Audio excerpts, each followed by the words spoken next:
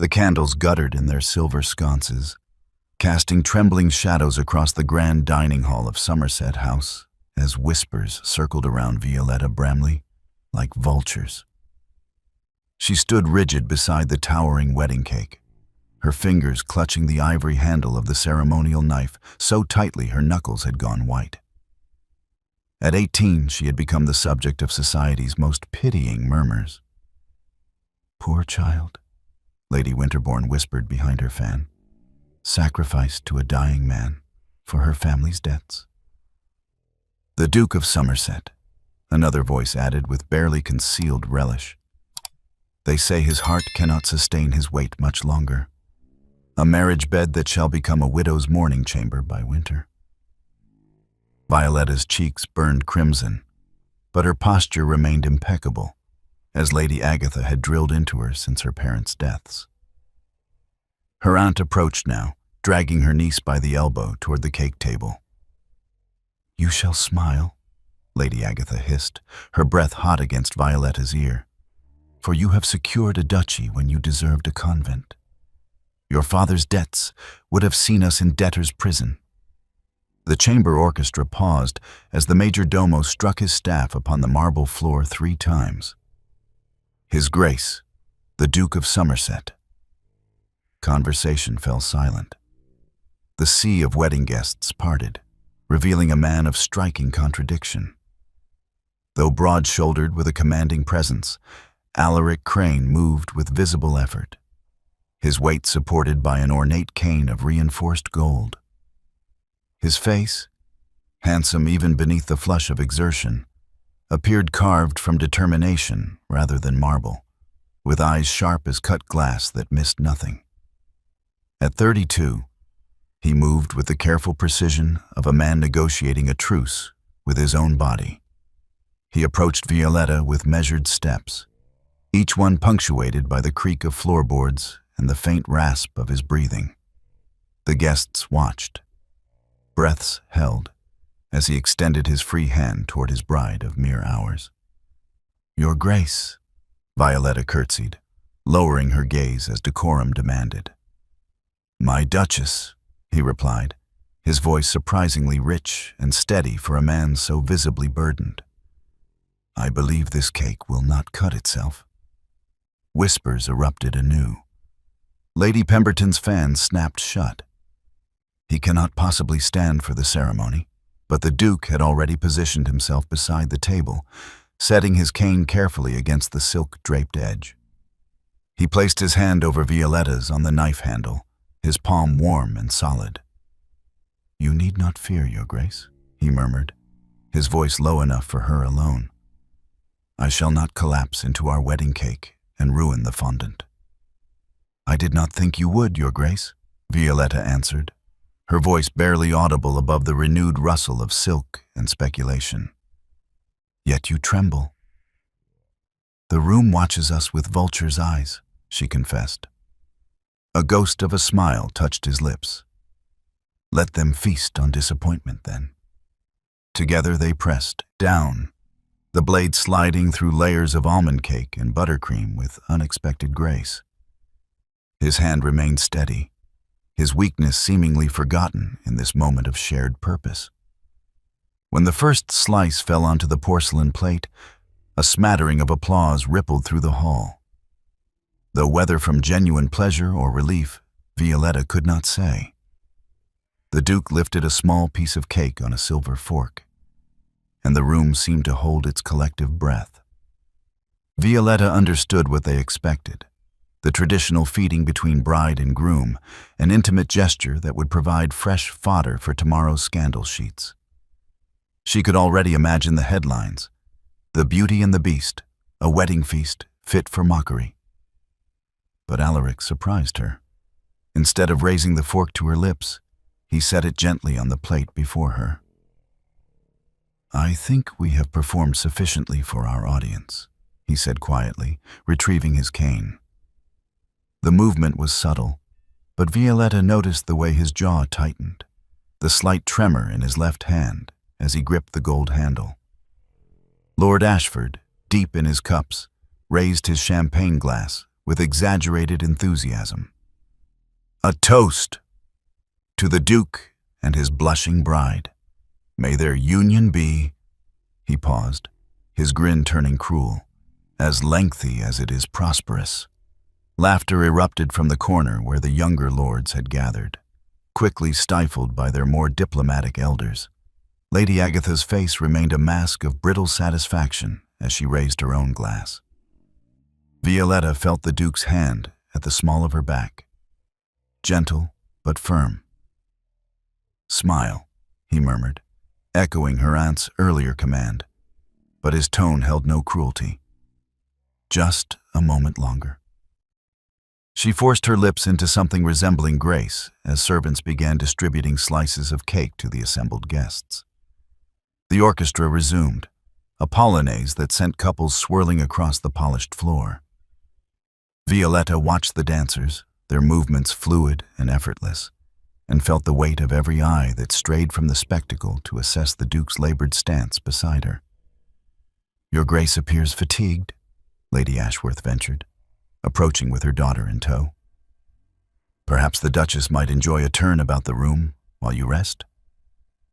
It was kindly meant, perhaps, but Violetta saw the calculation beneath the sympathy. They were already separating her from him in their minds, already imagining her as the young widow who would need consolation, guidance, perhaps even a second husband from among their eligible sons. "How thoughtful," Alaric replied, his voice carrying an edge of steel beneath the courtesy. "However, my Duchess and I have private matters to attend. We shall be taking our leave." A collective intake of breath swept through the nearest guests. It was barely past 9 o'clock. The wedding breakfast should continue for hours yet.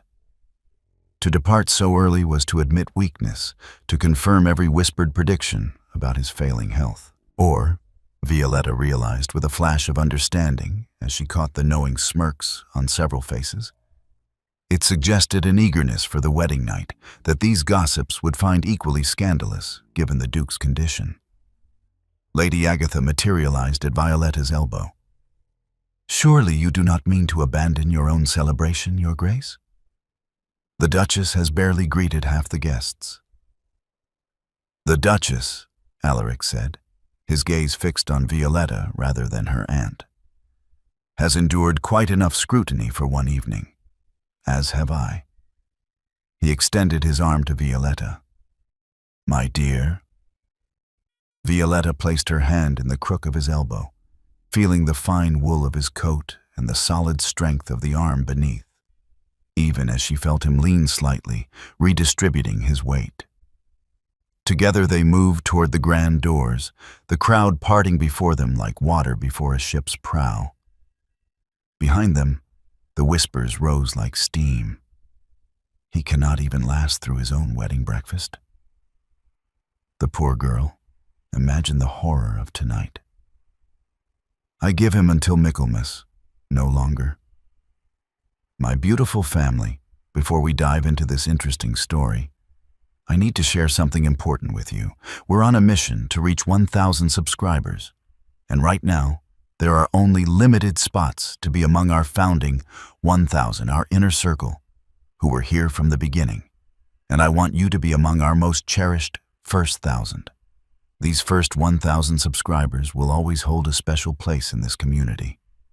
You'll be the ones who believed in these stories when we were just starting out. The ones who helped build something beautiful. But here's the thing.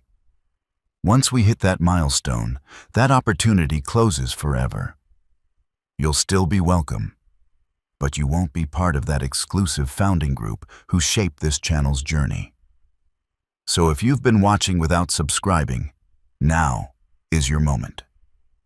Don't let this story end without you being part of our family. And tell me where you are watching from. Now, let's continue with the story. Violetta's fingers tightened on Alaric's arm, and she felt him pat her hand once, a gesture so gentle and unexpected that tears pricked her eyes. The major domo opened the doors, and they passed into the cool darkness of the entrance hall. leaving the candlelight and cruel laughter behind. "Forgive me," Alaric said quietly as they approached the grand staircase. "I fear I have made you the subject of even more speculation." "You have made us both subjects of it, Your Grace," Violetta replied, surprised by her own boldness.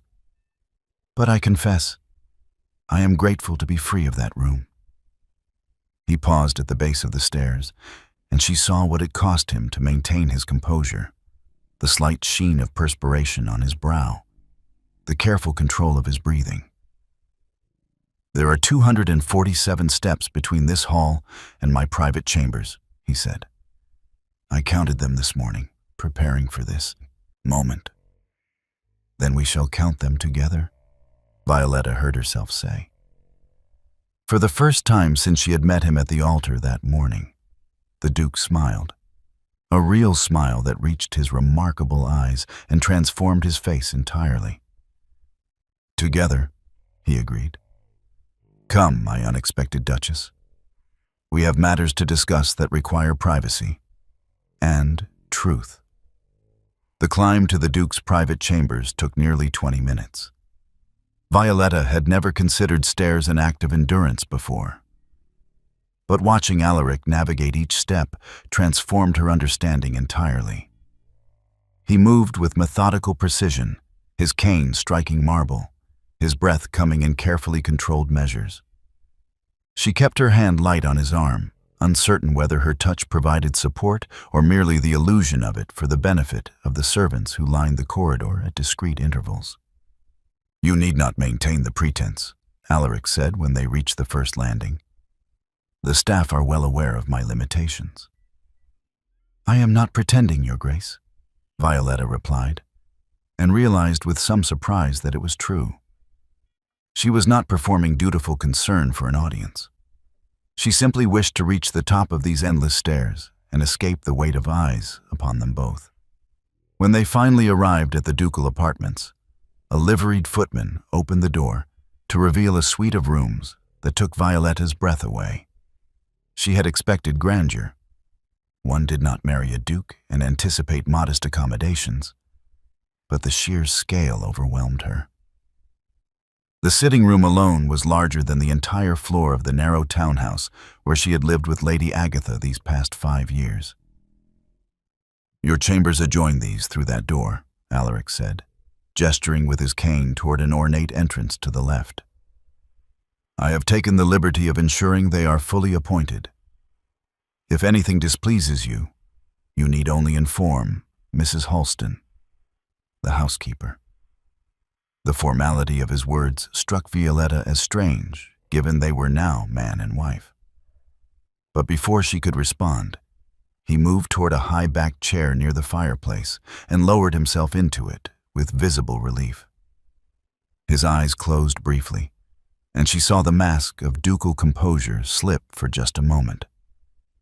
"Shall I ring for refreshment, Your Grace?" she asked, uncertain of her role in this peculiar tableau. "No." He opened his eyes, fixing her with that penetrating gaze. "Sit, please.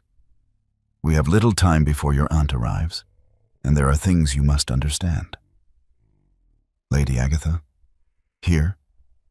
Violetta's stomach tightened. "But surely she will not be denied her final instructions to you," Alaric said with bitter amusement. "I have come to know your aunt's character quite thoroughly during our negotiations. She will arrive within the hour, citing some forgotten item of yours or a maternal duty to ensure your comfort. In truth, she will come to remind you of your place." Violetta sank onto the settee opposite him, her wedding gown pooling around her like sea foam. "You speak as though you expect her to be cruel." "I expect her to be precisely what she has always been. A woman who views you as a commodity that has finally yielded a return on her investment." He leaned forward slightly, his expression grave. "Tell me, did she explain the terms of our marriage settlement to you?" Heat crept up Violetta's neck.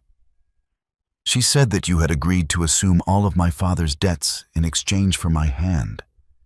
that your generosity had saved our family from ruin." Generosity. Alaric's laugh was hollow. Is that the word she used? He reached for a leather portfolio on the side table, moving with the care of a man conscious of every exertion. "Your aunt negotiated like a merchant at Smithfield Market. She understood precisely what she had to offer and what the market would bear." Violetta's hands twisted in her lap. "I do not understand, Your Grace." "You were sold, Violetta." His use of her Christian name startled her. Not metaphorically. Literally sold to the highest bidder willing to take on Lord Bramley's catastrophic debts. "Your aunt entertained 3 other offers before accepting mine." The word struck like a physical blow. Violetta had known, of course, that her marriage was a transaction. Such arrangements were common enough among the aristocracy. But to hear it stated so baldly, to learn there had been other bidders. "Who?" she whispered. "Lord Weatherby, who is 63 and buried 2 wives already. Sir Marcus Halloway, who has a taste for young girls and a reputation for violence. And Baron Ashcroft, whose estate is mortgaged to the hilt and who needed your father's London properties more than he needed a wife." Alaric's jaw tightened. "Your aunt would have accepted any of them. I simply offered the most favorable terms." Violetta felt the blood drain from her face. "Why are you telling me this?" "Because she will be here soon, and I want you to understand the nature of the woman who shaped you." He set the portfolio aside. "And because you deserve to know the truth of your situation before she poisons it further with her version." As if summoned by his words, a sharp knock sounded at the door. The footman entered, his expression apologetic. "Your Grace, Lady Agatha Bramley requests an audience with the Duchess. She insists it is a matter of some urgency." Alaric's eyes met Violetta's. "You may admit her, but remain within calling distance." Lady Agatha swept into the room with the confidence of a woman who had orchestrated this entire evening. She was dressed in dove-gray silk, her diamonds catching the firelight, her expression a careful composition of concern and satisfaction. "Your Grace," she curtsied to Alaric with perfunctory respect before turning to Violetta. "My dear child, I simply could not retire without ensuring your comfort on this most momentous night." "How thoughtful," Alaric said dryly, "though I believe my wife is quite comfortable." "Your wife?"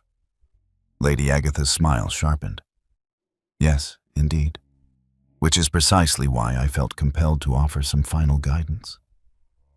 She moved closer to Violetta, her voice dropping to a tone of false intimacy. "Violetta, dear, you must understand your position. His Grace has been extraordinarily generous in resolving your father's debts. But this generosity comes with expectations." "I am aware of my duties, Aunt," Violetta said quietly. "Are you?" Lady Agatha's eyes glittered. "Then you understand that you are, in essence, a temporary wife. The Duke's physicians have been quite clear about his prognosis. He will not see Christmas." Violetta flinched, but Lady Agatha continued relentlessly. "You will comport yourself with dignity during these remaining months. You will not burden His Grace with emotional displays or demands upon his limited energy. You will be gracious, decorative, and above all, grateful." She placed a hand on Violetta's shoulder, her fingers digging in slightly. "And when the inevitable occurs, you will mourn appropriately, but not excessively. A young widow of means has prospects, but only if she maintains her reputation." "That is quite enough," Alaric's voice cut through the room like a blade. Lady Agatha turned to him with feigned surprise. Your Grace, I merely sought to prepare my niece for the realities of her situation. Surely you do not object to a guardian's final counsel? I object to you speaking of my death in my presence as though it were a foregone conclusion, Alaric said, his voice dangerously soft. And I particularly object to you instructing my Duchess on how to prepare for her widowhood on our wedding night. But Your Grace, the physicians, have been wrong before and shall likely be wrong again. He stood, the effort visible but his dignity intact. You have delivered your counsel, Lady Agatha. Now I must ask you to leave my wife and me in peace. The steel beneath the courtesy was unmistakable. Lady Agatha's expression flickered just for a moment, with something like fury before smoothing back into practiced deference. Of course, Your Grace. I merely wished to ensure dear Violetta understood the temporary nature of her obligations. She kissed Violetta's cheek, her whisper ice against skin. Do not forget what you owe, child. Everything you have, this title, these rooms, the very gown on your back, exists because I secured it for you. You are a placeholder, nothing more. Play your role well, and you shall be a wealthy widow. Fail, and you shall find yourself with nothing. She swept from the room in a rustle of silk, leaving silence in her wake. Violetta sat frozen, her aunt's words echoing in her mind. Temporary. Placeholder. Nothing more. She had known, of course, that her marriage was arranged for financial reasons. But to hear her worth reduced to mere months, to be reminded that even her title was borrowed time. Violetta. Alaric's voice was gentle now, the edge gone. Look at me. She raised her eyes to find him watching her with unexpected compassion. Everything your aunt just said to you was designed to ensure your compliance and gratitude, to make certain you remain small and manageable. He moved slowly back to his chair, lowering himself carefully. But I did not marry you to acquire a decorative placeholder who counts the days until my death. Then why? The question escaped before she could stop it. Why me, Your Grace? If you knew about the other offers, if you understood my aunt's nature, why agree to this arrangement at all? Alaric was quiet for a long moment, his gaze fixed on the fire. When he finally spoke, his voice carried a weight of emotion she had not expected. Because I made a promise to your mother, he said, and because you deserved better than to be sold to men who would destroy you. Even if all I can offer is a few months of protection, it is more than Weatherby or Halloway would have given you. Violetta's breath caught. You knew my mother? I did. His eyes met hers, and she saw something ancient and sorrowful in their depths. And that, my unexpected Duchess, is a conversation that requires considerably more time than we have tonight. He gestured toward the door to her chambers. You should rest. Tomorrow, we shall speak of truths your aunt would prefer remain buried. But for now, know this. You are not temporary. You are not a placeholder. You are the Duchess of Somerset, and that title carries more power than Lady Agatha's poison can diminish. If you're already angry at Lady Agatha and want to see her get what she deserves, you need to subscribe right now, because trust me, her downfall is spectacular, and you'll be furious with yourself if the algorithm doesn't show you that part. Also, go ahead and like this video so other people trapped in toxic family situations can find this story. They need to see what standing up to manipulative relatives looks like. Don't let this story disappear into the algorithm where nobody can find it. Violetta woke to unfamiliar luxury. Sheets of Egyptian cotton, a canopy of midnight blue velvet, and sunlight streaming through windows so tall they seemed designed for giants. For a moment, she forgot where she was. Then memory returned with the weight of her wedding ring, heavy and foreign on her finger. A maid she did not recognize was laying out garments in shades of pearl and rose. "Good morning, Your Grace. I am Mary, assigned to your personal service. His Grace requests your presence at breakfast in 1 hour, if it pleases you." If it pleases you, as though she had any choice in the matter. But when Mary helped her into a morning dress of pale blue muslin and led her through the labyrinth of corridors to a sunny breakfast room, Violetta found it empty save for an elaborate spread of food and a note in firm, masculine script. "Forgive my absence. I require additional time this morning. Join me in the portrait gallery at 10 o'clock. A." Violetta ate alone, conscious of servants moving silently at the periphery, and wondered what additional time meant for a man whose own body had become his prison. She found out at precisely 10 o'clock when she entered the portrait gallery, a vast hall lined with crane ancestors in gilded frames, and discovered Alaric standing before a full-length mirror, fully dressed in mourning clothes, his face a mask of concentrated frustration. "Your Grace?" she ventured. He turned, and she saw what the effort cost him. His color was high, his breathing labored, and a faint sheen of perspiration marked his brow despite the cool morning air. "Ah, punctual, a quality I appreciate." He gestured toward the mirror with his cane. "Tell me, Duchess, what do you see?" Violetta hesitated, uncertain what answer he sought. "I see a gentleman preparing for the day, Your Grace. Diplomatic." His smile was bitter. "Look again. Tell me what society sees." She forced herself to look, truly look, at the man before her.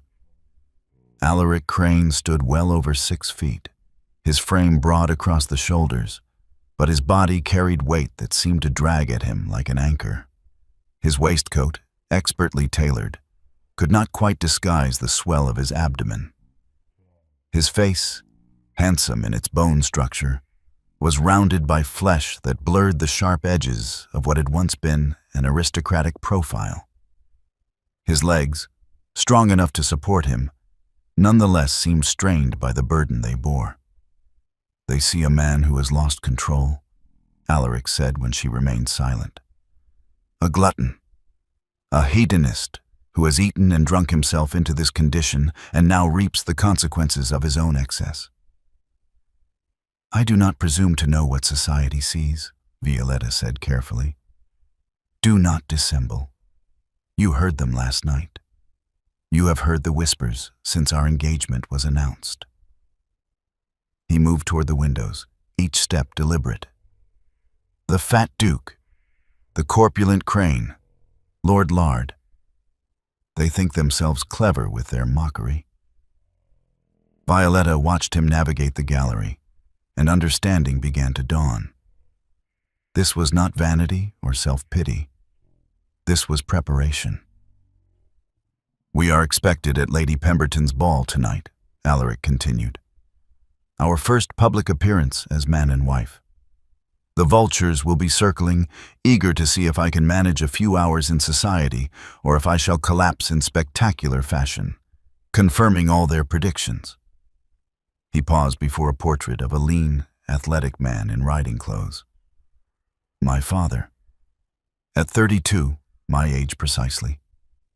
They say I am a disappointment to his memory. Your Grace, you need not attend if I am too weak, too grotesque." His voice sharpened. "That is precisely why I must attend. Lady Agatha has already begun spreading her poison, suggesting that I am mentally unfit to manage my own affairs. If I hide away, if I show weakness, she will use it as evidence to petition for my estates to be placed in trust. And do you know who she has suggested as trustee?" Violetta felt cold. "Herself?" "Her and her solicitor, Mr. Blackwood, a man whose ethics are as flexible as his fees are exorbitant." Alaric turned from the portrait. "So tonight, I will dress in my finest. I will enter that ballroom on my own 2 feet. I will dance with my Duchess, and I will show them all that I am master of Somerset still. But at what cost? The words escaped before Violetta could stop them. Alaric's expression softened slightly. You ask the question no one else dares. What does it cost me to perform this charade? He moved to a chair and sat with careful control. This morning, I woke at 5. It took me 20 minutes to rise from my bed. My joints stiffen overnight, you see, and the weight. The weight makes every movement a negotiation. My valet, Patterson, has been with me 15 years. He knows not to offer help unless asked, though I see the concern in his eyes. He gestured at his attire. These clothes took 40 minutes to put on. The boots alone required a special hook device because I can no longer bend to reach my own feet. By the time I was dressed, I had already exhausted myself, and the day had barely begun. Violetta sank onto a nearby settee, transfixed by his brutal honesty. Walking across a room, something you do without thought, requires me to calculate each step. How far is it? Are there stairs? Will there be a chair where I can rest without appearing weak? Is the floor polished marble that might prove treacherous, or carpet that will cushion any instability? He met her eyes. Last night, I climbed those stairs to my chambers because I had to. Because servants were watching, because you were watching, because a duke does not fail on his wedding night. But when I finally reached my rooms, I sat in that chair for 2 hours before I could summon the strength to undress. 2 hours, Violetta whispered. My heart races with the slightest exertion. My lungs burn. My joints ache under the burden of flesh I cannot seem to shed, no matter how little I eat. His voice dropped. The physicians blame me, of course. They say I lack discipline, that I indulge too freely in rich foods and wine. But I have tried their starvation diets. I have eaten nothing but broth and vegetables for weeks at a time. And still, my body betrays me. He leaned forward, his expression intense. Do you know what happens when I persist with their regimens? I grow weaker. The weight remains, but my strength fades. I become dizzy, confused. My heart beats irregularly, skipping and racing. So I eat again, just enough to function, and they cluck their tongues and call me weak-willed. Violetta felt something shift in her understanding. This was not the simple morality tale society had told her, the glutton reaping his just rewards. This was something else entirely, something the physicians did not understand and therefore could not treat. Tonight's ball, she said slowly. How long will it last? 4 hours, typically. We need not stay the entire time, but we must remain long enough to be seen, long enough to dance. His jaw tightened. The ballroom at Pemberton House has 32 steps from the entrance to the main floor. I counted them last season. There are 2 landings where I can pause briefly without it appearing I am resting. If I time my breathing correctly, maintain conversation to mask any difficulty, I can make it appear effortless. Appear, Violetta echoed. Appearance is everything in our world, Duchess. Surely your aunt taught you that. He stood again, demonstrating the effort it required. The slight bracing of his arms on the chair, the careful shift of weight, the momentary pause before his first step. Tonight, I will enter that ballroom with you on my arm. I will greet Lady Pemberton with perfect courtesy. I will ignore the whispers and the stares. And when the music begins, I will dance with you. Your Grace, if it causes you such pain I can endure, Alaric cut her off. It is pity I cannot stomach. It is the assumption of my incompetence I will not tolerate. He crossed to her, moving with that careful deliberation she was beginning to recognize. They expect me to hide, to skulk in my estate like a beast too monstrous for society. Every appearance I make, every public function I attend, is an act of defiance. He extended his hand to her. So tonight, you will wear your finest gown. You will smile at my side.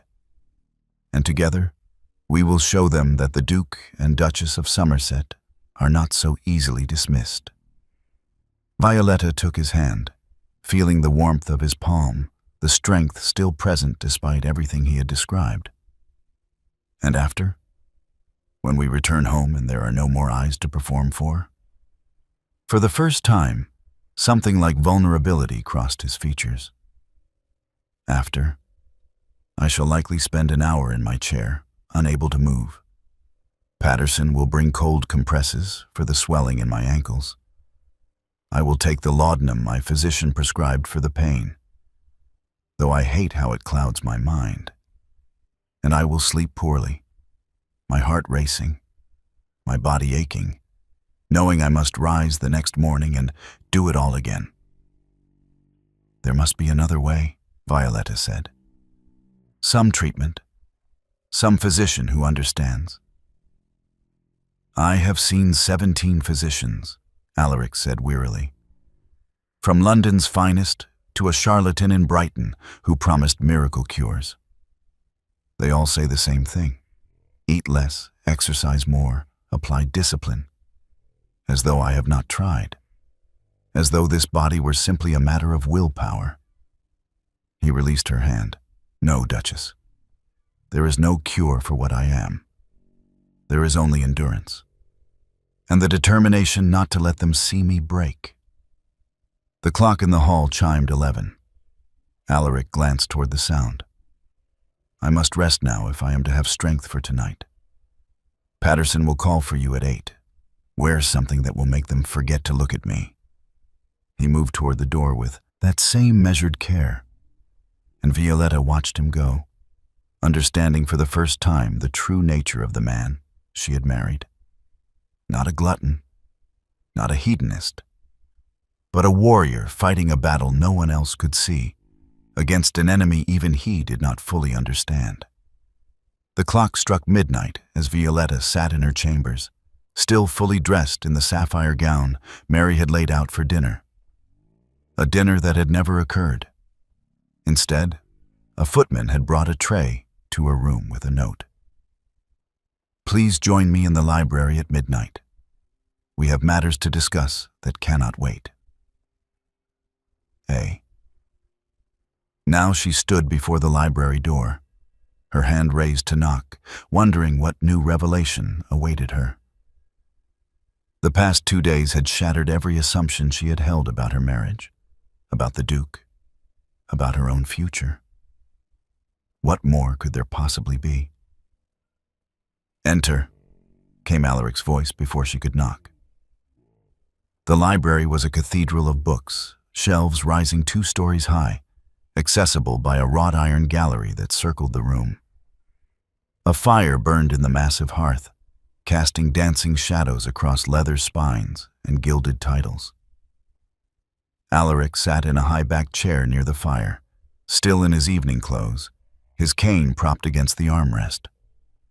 On the table beside him sat a decanter of brandy, 2 glasses, and a leather-bound journal that looked old enough to be an heirloom. You came, he said, and she heard relief in his voice. You requested my presence, Your Grace. I could hardly refuse. You could have. He gestured to the chair opposite his. You are a duchess now, Violetta. You have more power to refuse than you realize. But I am grateful you chose not to exercise it tonight. She settled into the chair, acutely aware that they were alone in a way they had not been since the wedding. No servants hovering at the periphery, no aunt dispensing poison. Just the 2 of them and whatever truth he had summoned her here to hear. You said you made a promise to my mother, Violetta began, unable to contain her curiosity any longer. But my mother died when I was 13. I do not recall her ever mentioning you. She would not have. Our acquaintance was delicate. Alaric poured brandy into both glasses, his movements careful and deliberate. Your mother, Catherine, was lady-in-waiting to my mother, the Dowager Duchess, before your parents married. They were very close. When my mother fell ill, this was 20 years ago now, your mother nursed her through her final months. He offered Violetta a glass, which she accepted, though she had rarely tasted spirits. My mother, in her final days, made your mother promise to watch over me. She knew, you see, what was beginning to happen to my body. The physicians could not explain it then any better than they can now, but she recognized that I would face challenges beyond the typical burdens of nobility. Your mother knew about your condition? She was the only one who did not blame me for it. Alaric's voice softened. She told your mother that I would need protection, not from physical threats, but from those who would exploit my vulnerability. And your mother, being loyal and kind, promised to fulfill that duty. Violetta sipped the brandy, feeling it burn down her throat. But my mother died years ago. How does this explain your promise to her? Because she kept watching over me, even from a distance, even after she married your father and moved to their estate in Hampshire. Alaric reached for the leather journal. She wrote to me. Not frequently, it would have been improper, but when she noticed things, troubling things. He opened the journal, and Violetta saw her mother's handwriting, achingly familiar even after 5 years. The sight of it made her throat tighten. 3 months before she died, your mother wrote to me about your aunt. Alaric turned the journal so Violetta could see the page. She had discovered that Lady Agatha was in negotiations with certain gentlemen about your future. You were only 12 years old, but already your aunt was planning your sale. Violetta's hands trembled as she took the journal, reading her mother's elegant script. My dear Alaric, I fear for my daughter. Agatha has been corresponding with Lord Weatherby about a future arrangement. The man is a predator, and my girl is still a child. I have tried to intervene, but I am not well. The physicians say it is consumption. I do not think I have much time. Please, if something should happen to me, do not let Violetta fall into Agatha's schemes. You understand what it means to be seen as a commodity. Do not let my daughter suffer the same fate. See. The words blurred as tears filled Violetta's eyes. She knew. She knew what Aunt Agatha would do. She knew exactly what kind of woman your aunt was, and she begged me to protect you if she could not. Alaric's voice was gentle. I promised her I would. But I was younger then, my condition less severe. I thought I had time. I thought I could monitor the situation from a distance and intervene if necessary. But you did not, Violetta whispered. No. I failed. The words were heavy with regret. After your mother died, I lost track of you. Your father, in his grief, moved the family to London. Then he died 2 years later, and you vanished into your aunt's household. By the time I located you again, Lady Agatha had already begun entertaining offers for your hand. He leaned forward, his expression intense. When I learned she was negotiating with Weatherby, with Halloway, with men who would have destroyed you, I knew I had to act. I could not break my promise to your mother again. So you offered for me yourself. Understanding crystallized. Not because you needed a wife, but because you needed to save me from them. Precisely. Alaric sat back. I knew your aunt would accept my offer. My title is higher, my fortune greater, and she assumed I would die quickly, leaving you a wealthy widow. It was, from her perspective, an ideal arrangement. But from yours? From mine, it was the fulfillment of a debt I owed to the woman who showed me kindness when everyone else showed only pity or disdain. He met her eyes. I married you to protect you, Violetta. Nothing more. I have no expectations of you beyond what you are willing to give. I do not expect you to love me or even to pretend affection. I simply could not stand by and let you be sold to monsters when I had the power to prevent it. Violetta set down her glass with trembling hands. So this marriage? It is purely a transaction of protection? I call it a protective covenant, Alaric said. You receive my name, my title, and the security of my fortune. In exchange, I ask only that you allow me to fulfill the promise I made to your mother. When I die, and the physicians assure me it will be soon, you will inherit everything. You will be a duchess with independent wealth. Your aunt will have no power over you. You can choose your own path. And if you do not die? The question escaped before she could stop it. Alaric's expression was unreadable. Then we shall navigate that circumstance together, I suppose. But let us not indulge in false hope, Duchess. My body is failing. It is only a matter of time.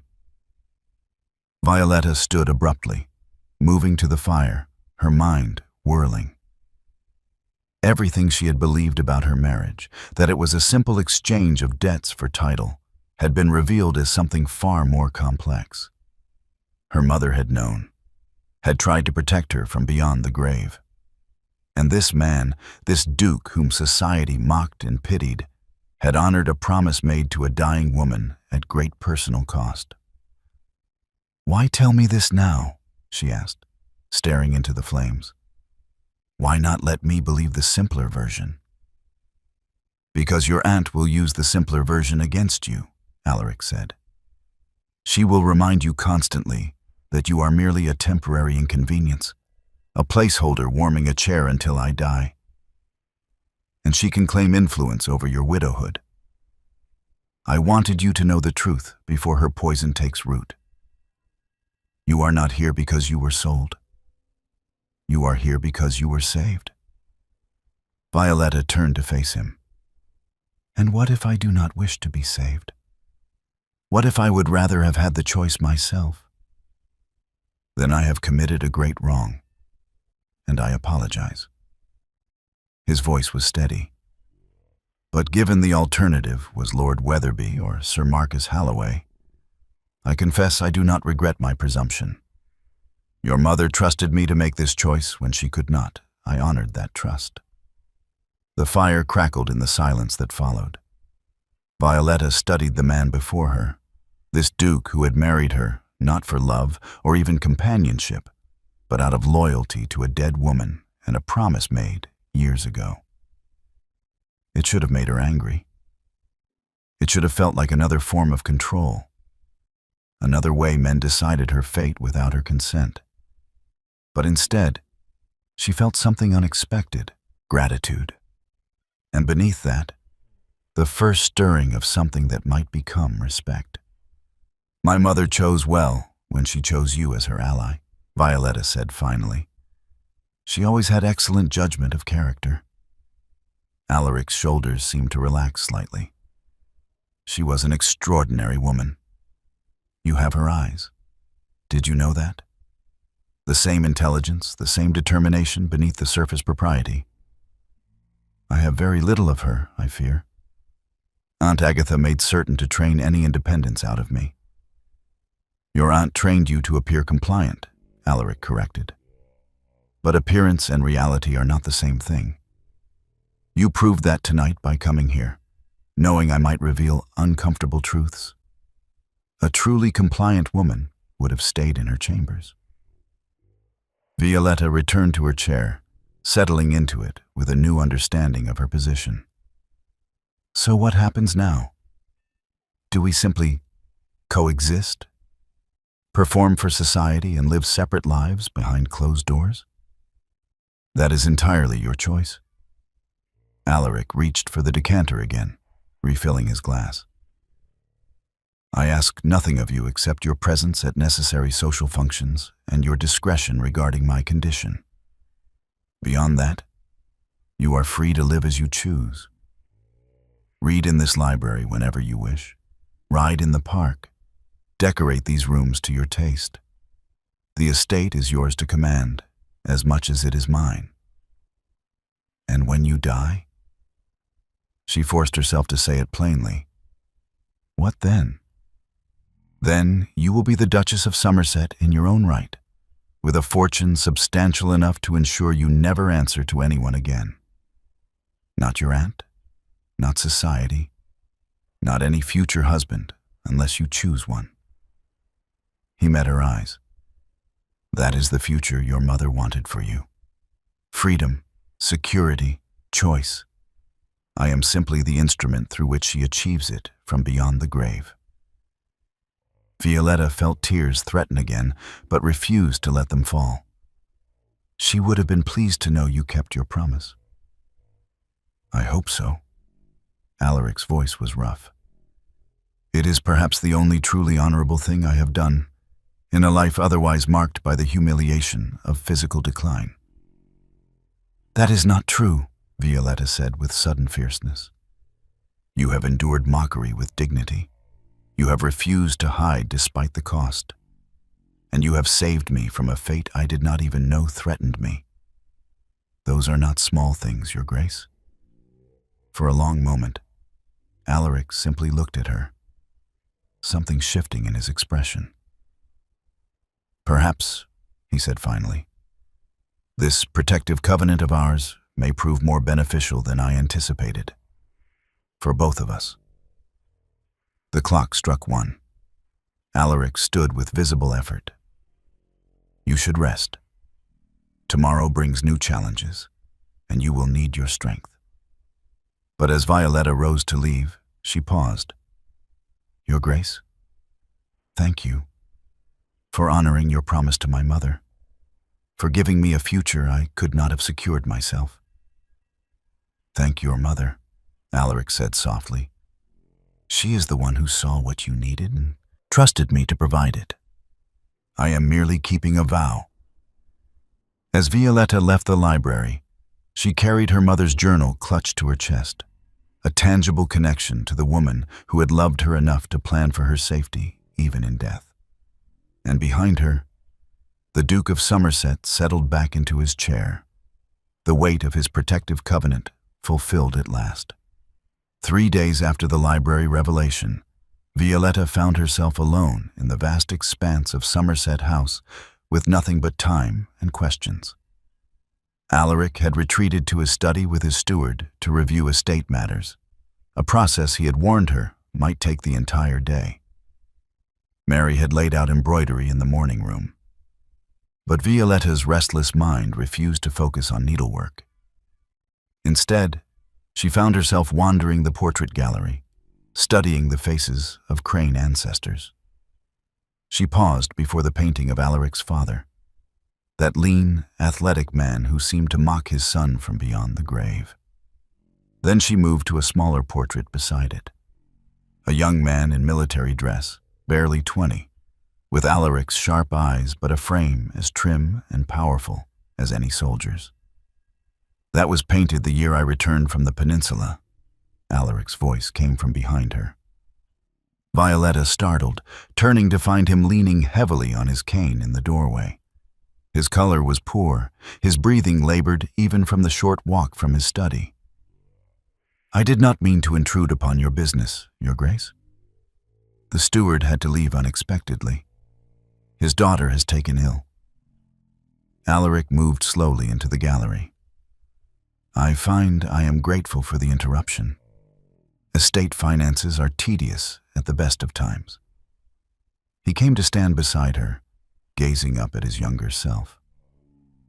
I was 21 there, I had just received a commendation for bravery at Vittoria. Wellington himself mentioned me in dispatches.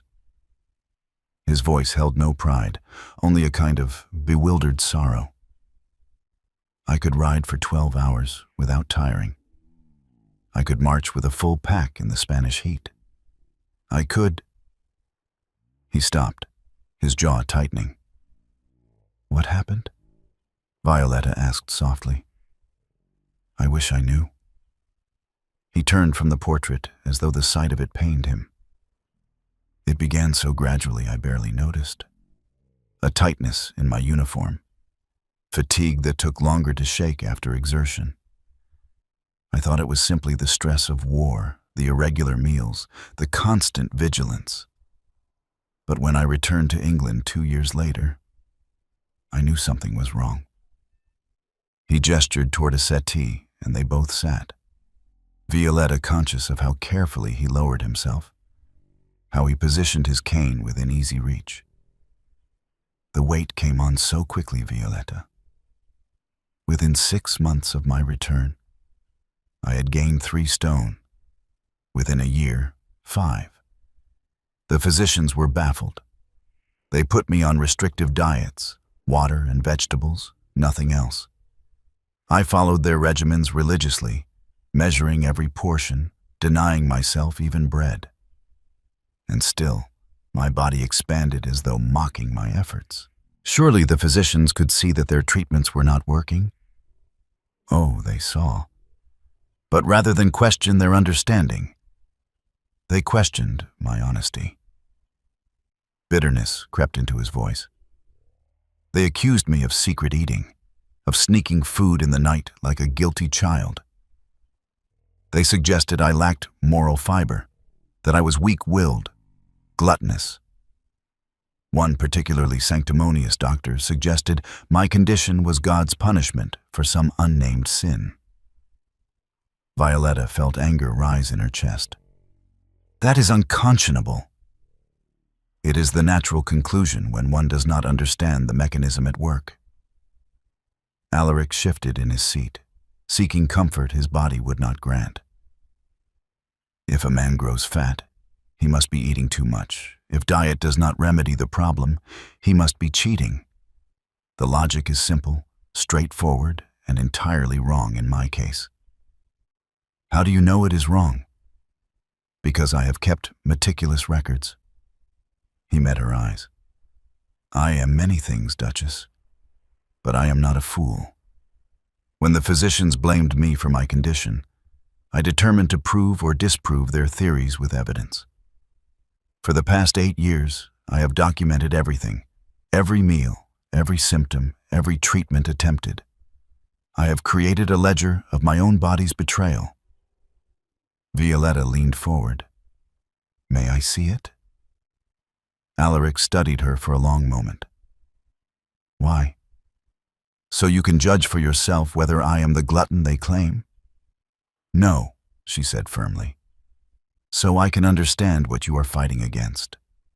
You have told me your condition is not simple excess, but you have not shown me the evidence. I want to see it.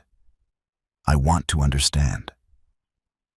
Something shifted in his expression, surprise, perhaps, or cautious hope. Very well. Come. He led her through the corridors to his private study, a room she had not yet entered.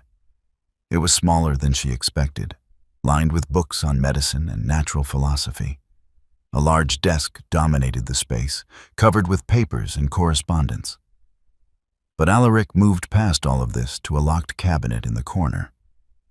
From his waistcoat pocket, he produced a small key and opened the cabinet to reveal a row of identical leather-bound journals, each spine marked with a year. He pulled out the most recent volume and handed it to Violetta. Read, he said simply. She opened the journal to a random page dated 3 months prior, 6th of March, 1823. Woke at 5 a.m., heart racing without cause. Pulse irregular, approximately 95 beats per minute while still abed. Rose with difficulty, joints swollen, particularly ankles and knees. Weight upon waking, 22 stone, 4 pounds. No change from previous week despite continued restricted diet. Breakfast, plain porridge with water, no sugar. 1 cup of tea, no milk. Estimated 200 calories. Morning, attempted to walk to the village. Made it only as far as the east gate before exhaustion forced return.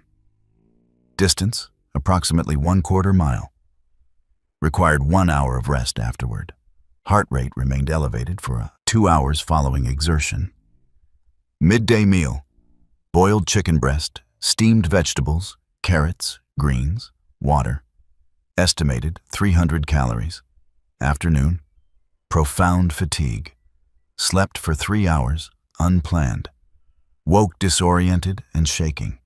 Patterson reports I appeared feverish, though no fever was present. Evening meal, vegetable broth, 1 slice of plain bread. Estimated 250 calories. Total daily intake, approximately 750 calories. Night, woke multiple times with heart palpitations, dreams of drowning.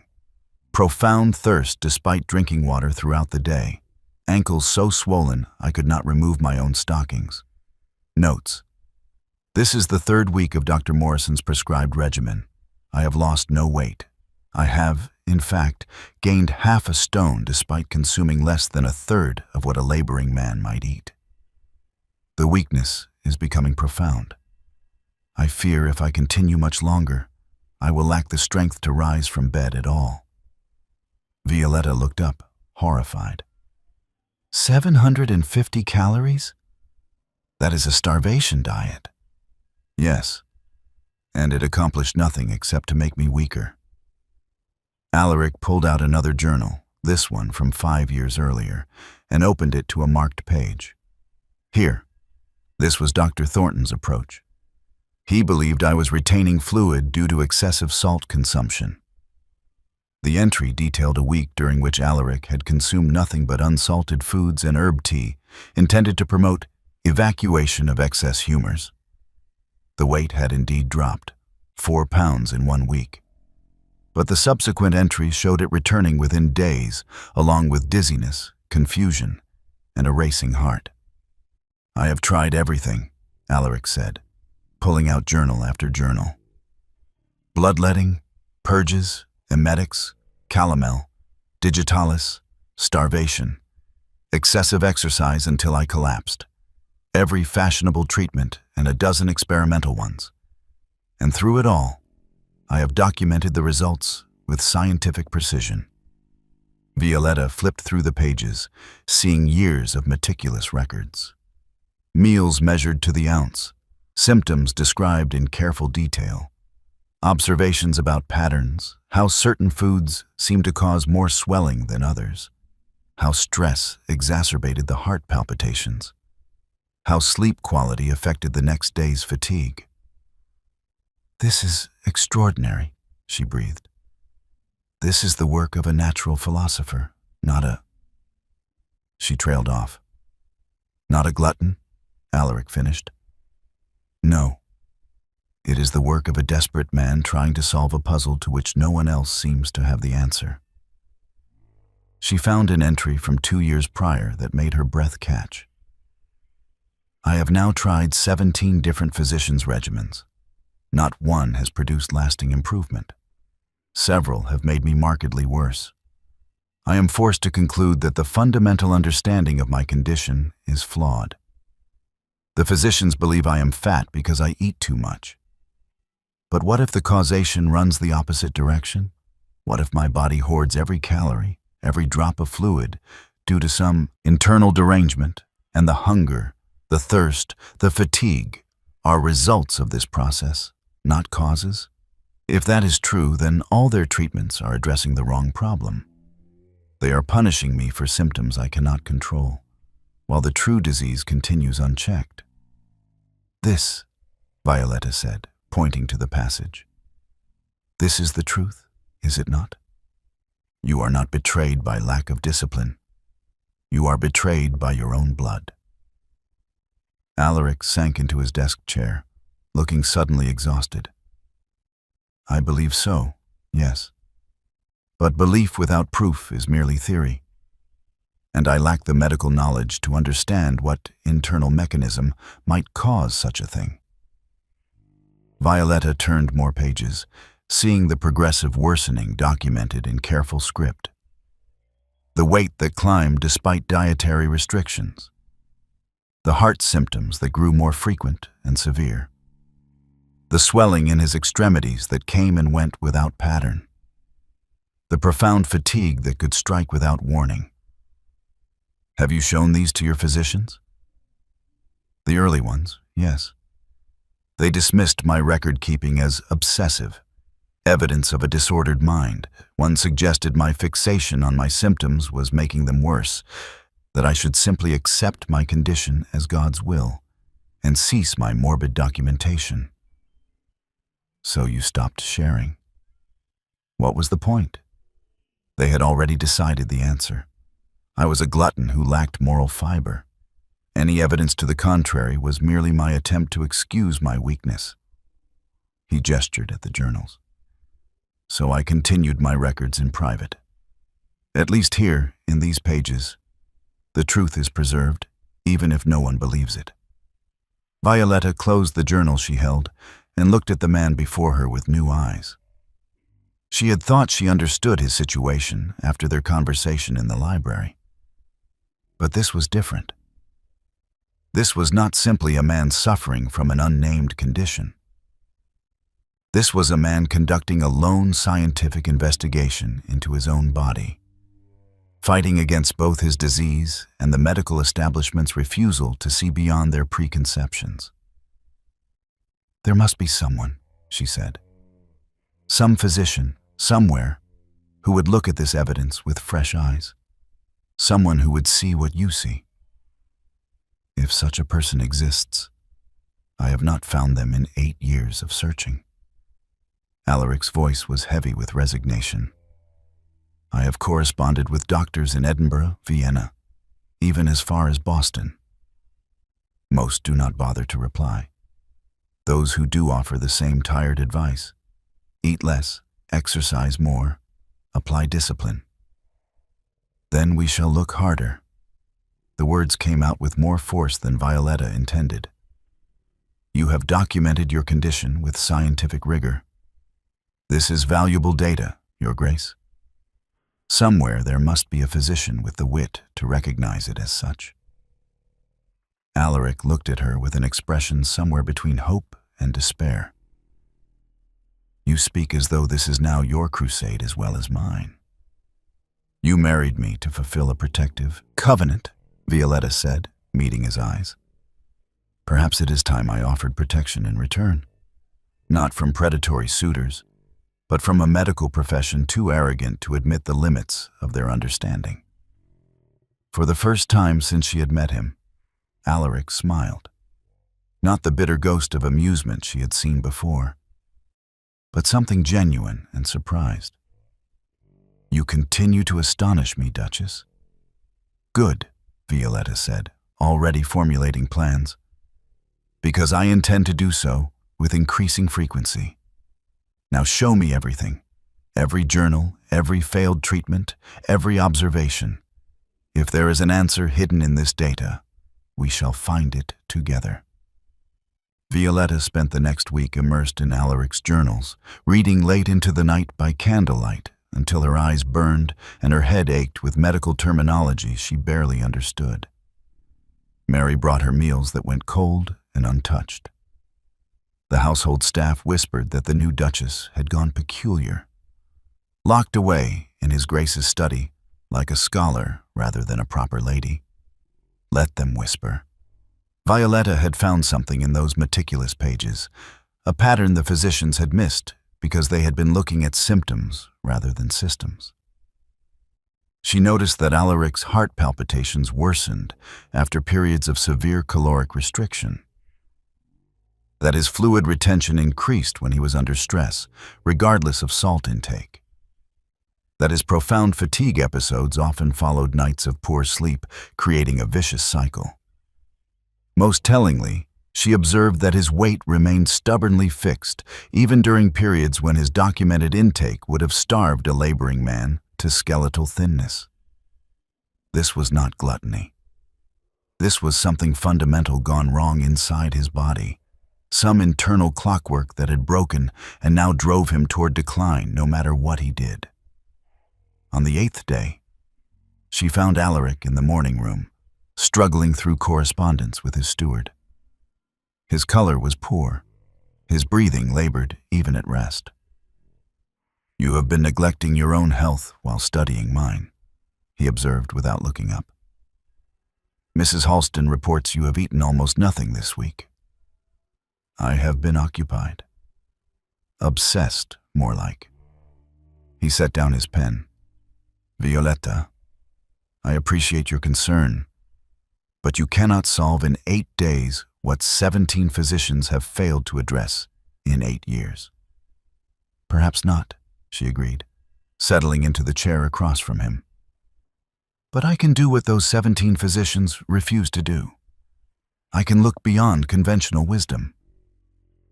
Tell me, Your Grace, have any of your doctors studied in the East, in India or China, where medical philosophy differs from our European traditions?" Alaric's brow furrowed. "No. Why would that matter?" "Because I have been reading." She produced a slim volume from the library, its pages marked with paper scraps. "This is an account by a British surgeon who served with the East India Company. He describes cases of what he calls glandular disorders, conditions where internal organs produce too much or too little of certain vital humors, causing symptoms that appear inexplicable by conventional diagnosis." "Vital humors?" Alaric's tone was skeptical. "That is ancient theory, Violetta. Modern medicine has moved beyond such concepts." "Has it? Or has it simply replaced one set of assumptions with another?" She opened the book to a marked passage.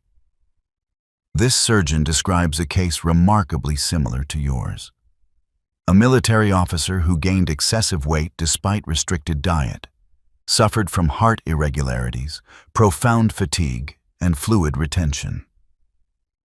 The Indian physicians he consulted believed the man's thyroid gland was producing insufficient quantities of what they called metabolic essence."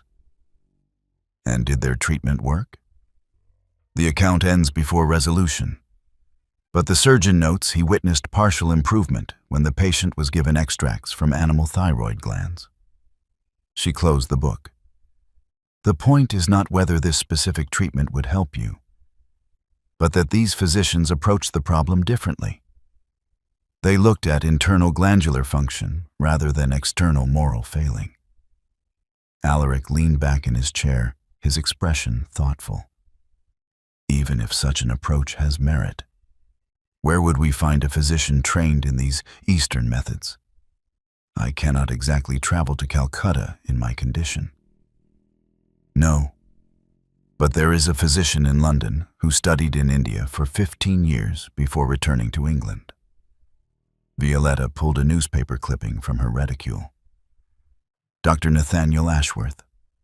He has published several papers on metabolic disorders and glandular function in The Lancet. The medical establishment considers him something of a radical, which is precisely why his theories are likely nonsense, or precisely why he might see what others have missed." Violetta leaned forward. "Your Grace, you have tried conventional medicine. 17 physicians' worth of conventional medicine. It has failed you utterly. What do you have to lose by consulting one radical who might actually understand the mechanisms at work?"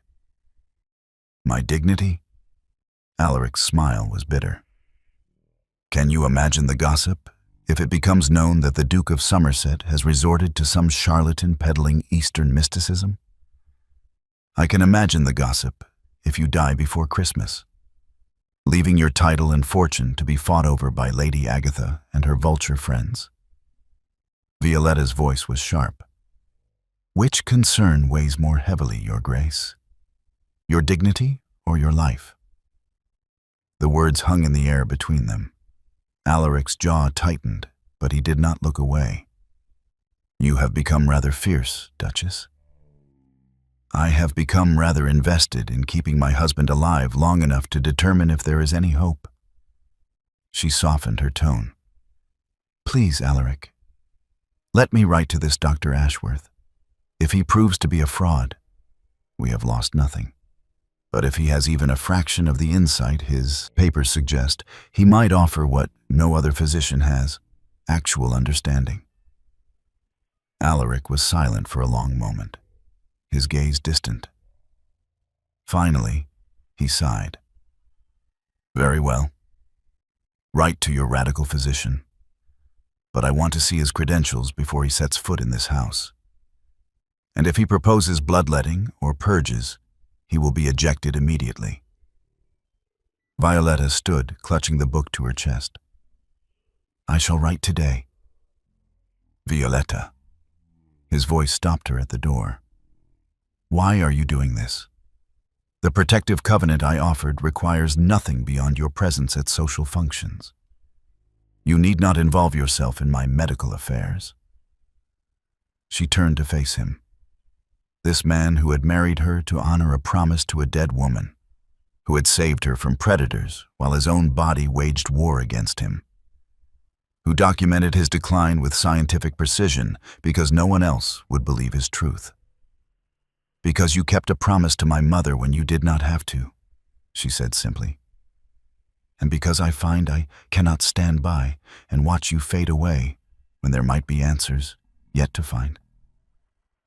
3 days later, a reply arrived from Dr. Nathaniel Ashworth.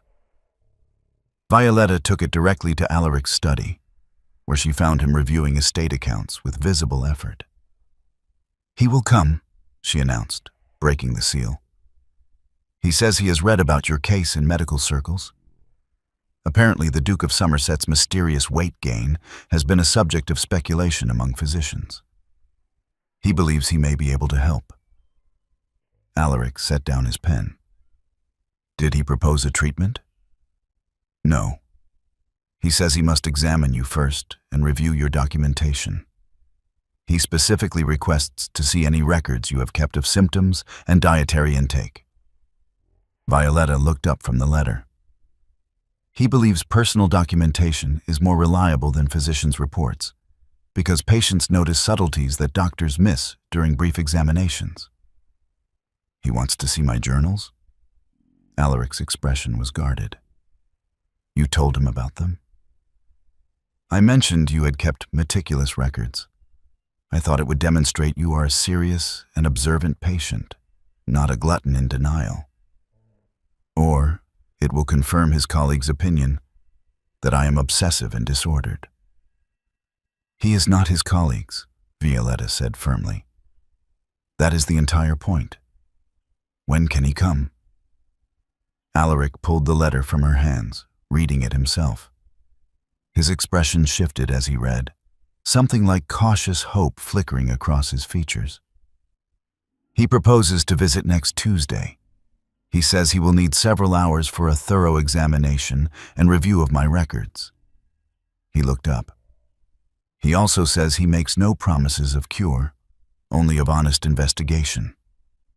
That the human body is complex and not all conditions can be remedied, but all deserve to be understood. That is more honesty than any of your other physicians have offered." "It is." Alaric folded the letter carefully. "Very well. Tell Dr. Ashworth he may come on Tuesday, but I want you present during the examination." Violetta blinked in surprise. "Your Grace, that would hardly be proper." "Propriety be damned. You have read my journals. You understand my case as well as any physician at this point. And I find—" He paused, seeming to struggle with the words. "I find I trust your judgment, Violetta. If this Dr. Ashworth is a fraud, you will see it as quickly as I will. And if he has genuine insight, you will recognize that as well." "Then I shall be there," Violetta promised. The following Tuesday arrived with unseasonable rain, the sky dark as slate as a hired carriage pulled up to Somerset House. Violetta watched from the morning room window as a man emerged, tall and lean, perhaps 50 years of age, with graying hair and the weathered complexion of someone who had spent years in tropical climates. He carried a worn leather medical bag and moved with the efficient purpose of a military surgeon. Patterson showed him to Alaric's study, where both Duke and Duchess waited. Dr. Ashworth entered with a brisk bow, his sharp eyes taking in everything. The reinforced chair Alaric sat in, the cane propped nearby, the stack of journals on the desk, the pallor of the Duke's complexion. "Your Grace, Your Grace." He nodded to each of them. "Thank you for receiving me. I understand you have been suffering from a metabolic condition that has baffled conventional physicians."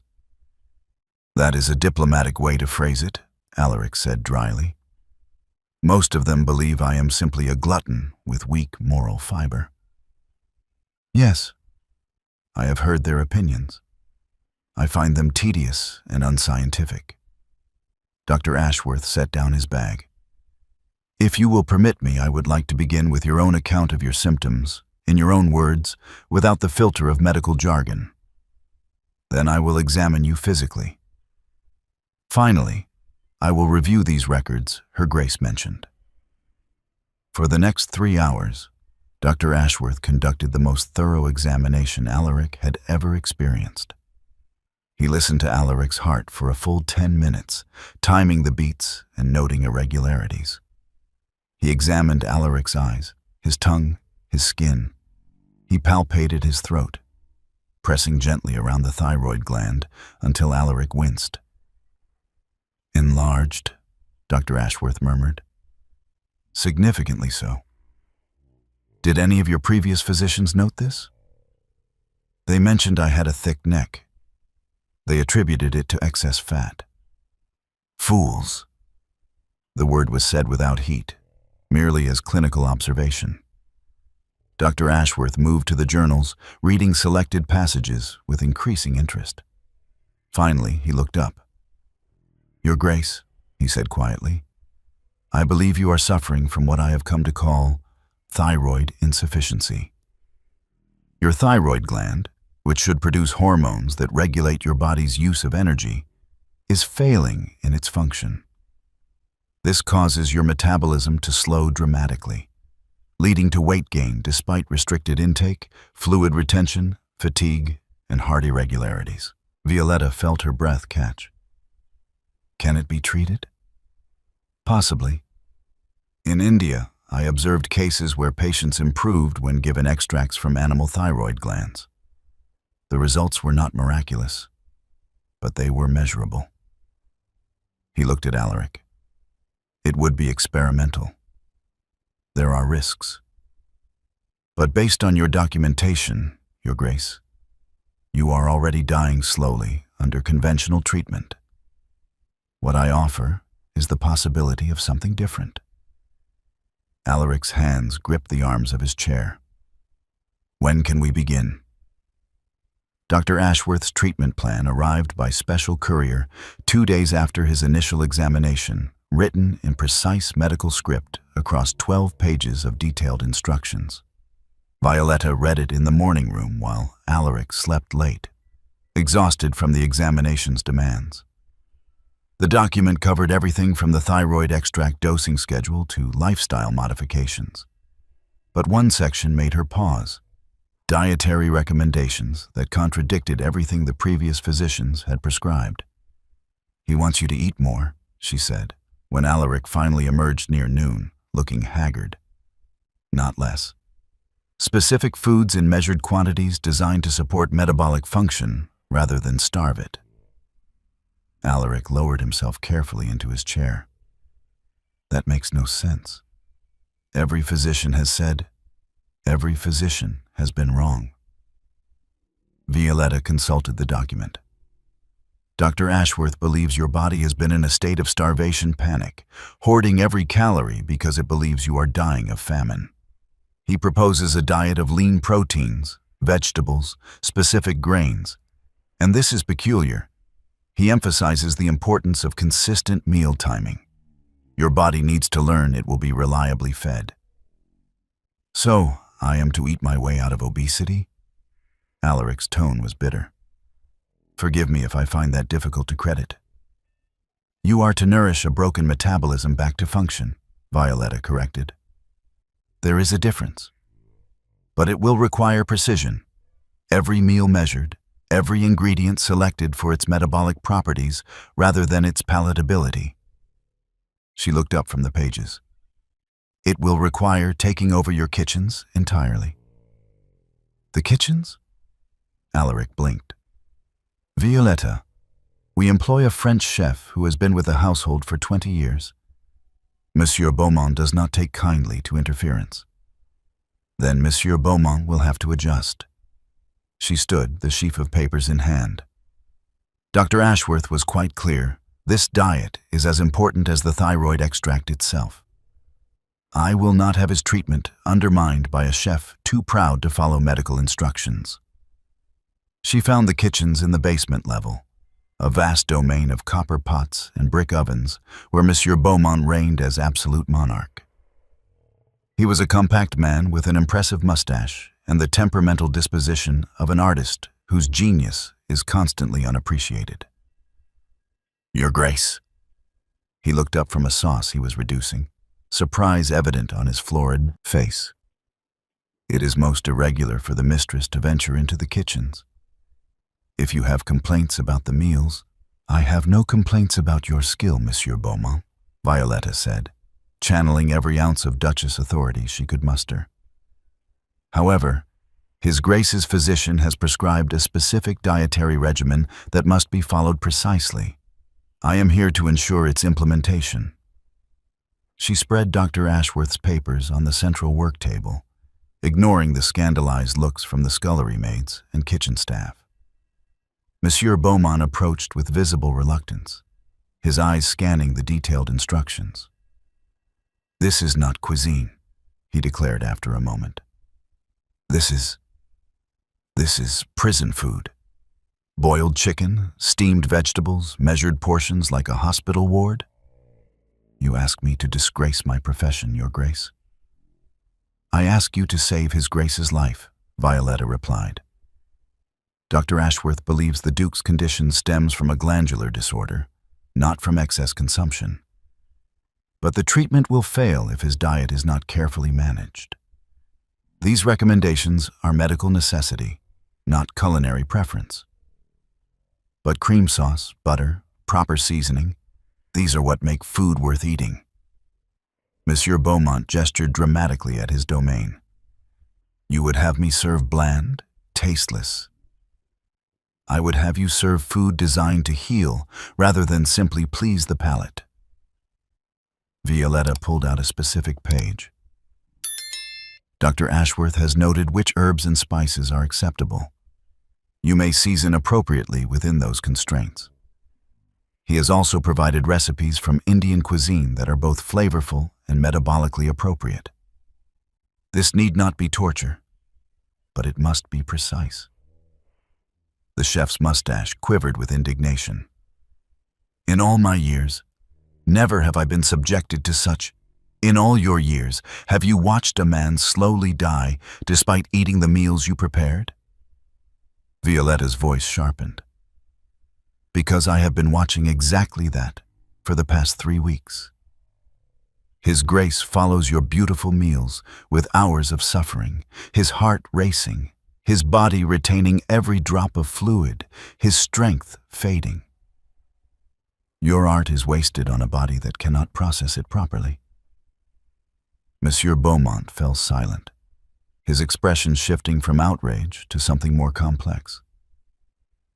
I do not ask you to abandon your expertise, Violetta continued more gently. I ask you to apply it within new parameters. Dr. Ashworth believes food can be medicine if properly prepared. Surely that is a challenge worthy of your considerable skill? The chef studied the papers again, his finger tracing the recipes and specifications. These Indian dishes, I have never attempted such cuisine. Then you have an opportunity to expand your repertoire. Violetta sensed she was gaining ground. Think of it as an experiment in therapeutic cooking. If His Grace improves under this regimen, you will be able to claim credit for contributing to his recovery. Monsieur Beaumont's eyes gleamed slightly at that. I would need to acquire certain spices. Turmeric, this ginger root. These items are not commonly stocked. Make a list. I will arrange for whatever you require. Violetta pulled out a chair at the work table. Now, let us review the breakfast requirements. Dr. Ashworth specifies, Your Grace cannot sit in the kitchens. The head housekeeper, Mrs. Halston, had appeared in the doorway, her face a mask of horror. It is entirely improper for the Duchess to... The Duchess will sit wherever necessary to ensure her husband's care, Violetta said without looking up. Mrs. Halston, please have a desk and chair moved into the small parlor adjacent to the kitchens. I will be spending considerable time overseeing meal preparation for the foreseeable future. But Your Grace, a lady of your station, is determined to keep her husband alive. Violetta met the housekeeper's eyes. I understand this is irregular, Mrs. Halston. I understand it violates every convention of how a duchess should behave. But His Grace's previous physicians nearly killed him with their conventional wisdom. I will not stand on ceremony while he fades away. Mrs. Halston's expression softened slightly. Very well, Your Grace. I shall have the parlor prepared. She paused at the door. For what it is worth, ma'am, the staff have noticed His Grace seems more hopeful since your arrival. Whatever you are attempting, we wish you success. Over the following week, Violetta transformed the Somerset kitchens into a laboratory of therapeutic nutrition. She worked alongside Monsieur Beaumont, learning to measure portions with apothecary precision, to time meals to exact intervals, to prepare the thyroid extract Dr. Ashworth had sent in a form Alaric could tolerate. The staff's initial resistance gradually shifted to curiosity and then cautious support. The scullery maids began asking questions about which vegetables Dr. Ashworth considered most beneficial. The undercook experimented with the Indian spice combinations, finding ways to coax flavor from the restrictive ingredient list. Even Monsieur Beaumont, once his pride recovered, began treating the therapeutic cuisine as a professional challenge. This ginger, he announced one afternoon. It adds heat without the heaviness of cream. And the turmeric, Dr. Ashworth says it reduces inflammation. Yes? It also provides color most beautiful. Perhaps therapeutic food need not be punishment after all. But the greatest resistance came not from the staff, but from Alaric himself.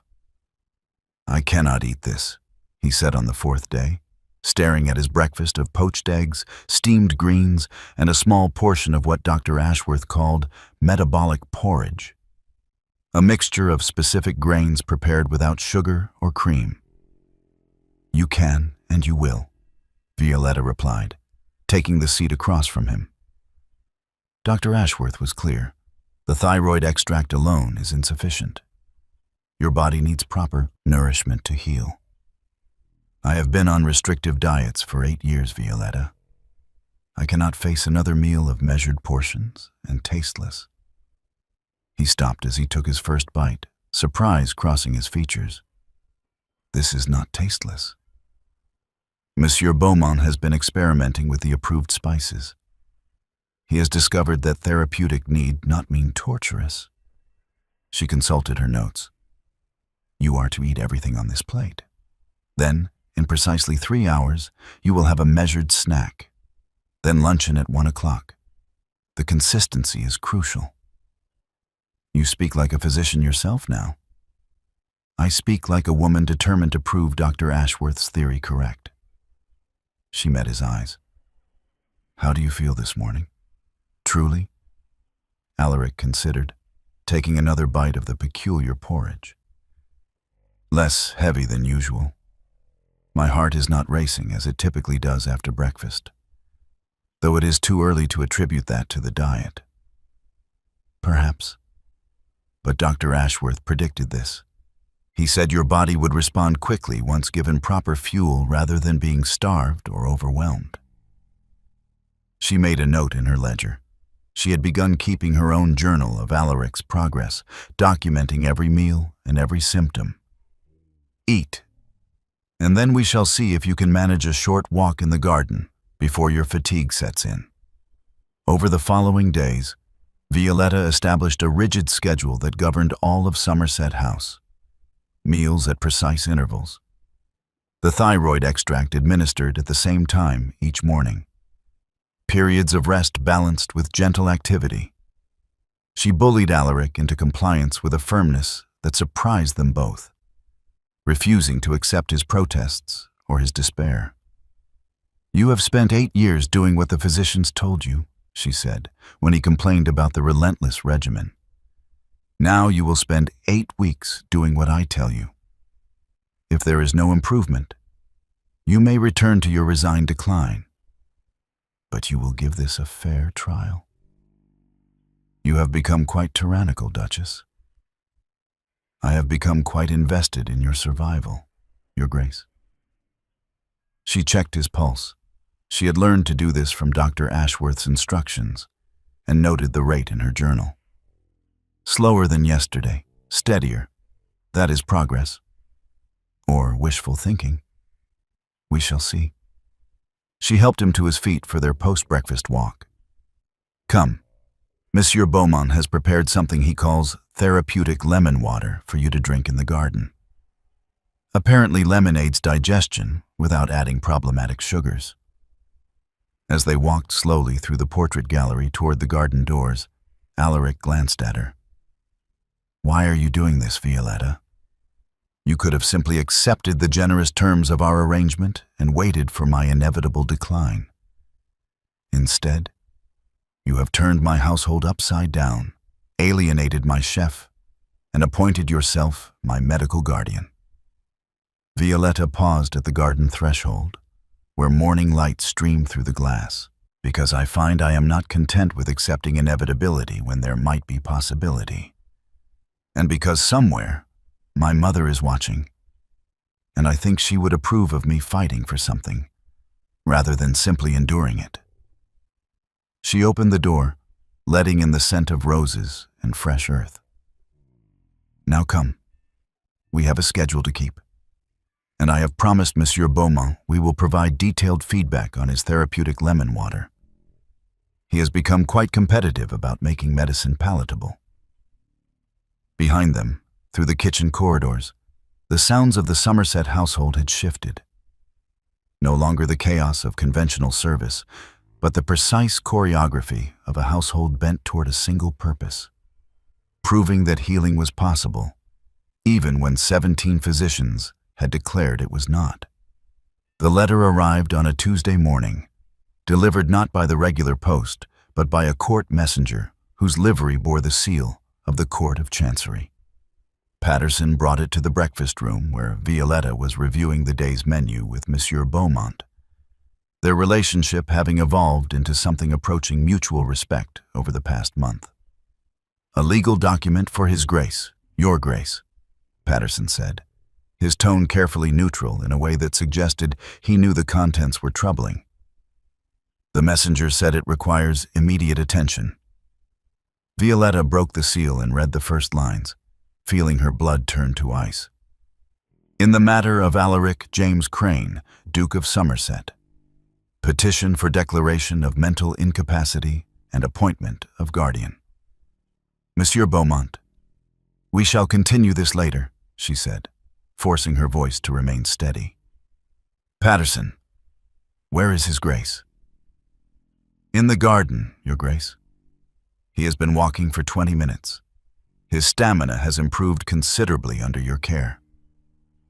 Violetta found Alaric on the east terrace, leaning less heavily on his cane than he had a month ago. His color better, his breathing easier. The morning walks had become routine now, part of the strict regimen that was slowly, measurably changing his condition. And now, Lady Agatha threatened to destroy it all. "We have a problem," she said without preamble, handing him the document. Alaric read in silence, his expression darkening with each line. When he finished, he sat heavily on the stone bench, the legal papers trembling slightly in his hands. "She has filed a petition of lunacy," he said flatly. "Lady Agatha, supported by affidavits from 3 physicians I consulted years ago, claims I am mentally unfit to manage my own affairs due to my physical condition and what she terms obsessive fixation on unproven medical theories." "The journals," Violetta breathed. "She is using your meticulous record-keeping as evidence of disordered thinking." "Not just the journals. She has somehow obtained testimony from Dr. Morrison, the physician who prescribed the starvation regimen, claiming I refuse to follow proper medical advice in favor of Eastern quackery promoted by my unduly influential young wife." His voice turned bitter. "Apparently my decision to consult Dr. Ashworth proves I have lost capacity for rational judgment." Violetta snatched the document back, reading more carefully. Lady Agatha's petition was masterfully constructed. She portrayed herself as a concerned family member, horrified by the Duke's deteriorating condition and alarmed by his recent erratic behavior. Dismissing established physicians, allowing his wife to take over household management in unprecedented ways, following experimental treatments that contradicted conventional medical wisdom. The petition requested that the Court of Chancery declare Alaric mentally incapacitated and appoint a guardian to manage his estates and financial affairs until such time as he recovered his faculties, or until his death, whichever came first. Lady Agatha had, naturally, offered herself as the most appropriate guardian, being his wife's closest living relative and therefore having the family's best interests at heart. "This is monstrous," Violetta said. "You are more lucid than any man I have met. Your journals are evidence of scientific rigor, not madness. The law does not always distinguish between the two." Alaric stood, pacing slowly. "If the court appoints Lady Agatha as my guardian, she will have complete control of my fortune. She will dismiss Dr. Ashworth, end your dietary regimen, and likely return me to the care of physicians who will bleed and purge me into an early grave." Can she actually succeed? Surely the court will see through her motivations. The court will see a young woman who married a notoriously ill duke and within weeks began implementing radical changes to his household and medical care. Alaric's voice was grim. They will see a man whose physical condition is undeniable and whose recent choices do appear unconventional. Lady Agatha has constructed a narrative that will be persuasive to men who believe wives should not interfere in medical matters and that Eastern medicine is inherently suspicious. Violetta felt fury rising in her chest. "When is the hearing?" 3 weeks. At the Court of Chancery in London. He met her eyes.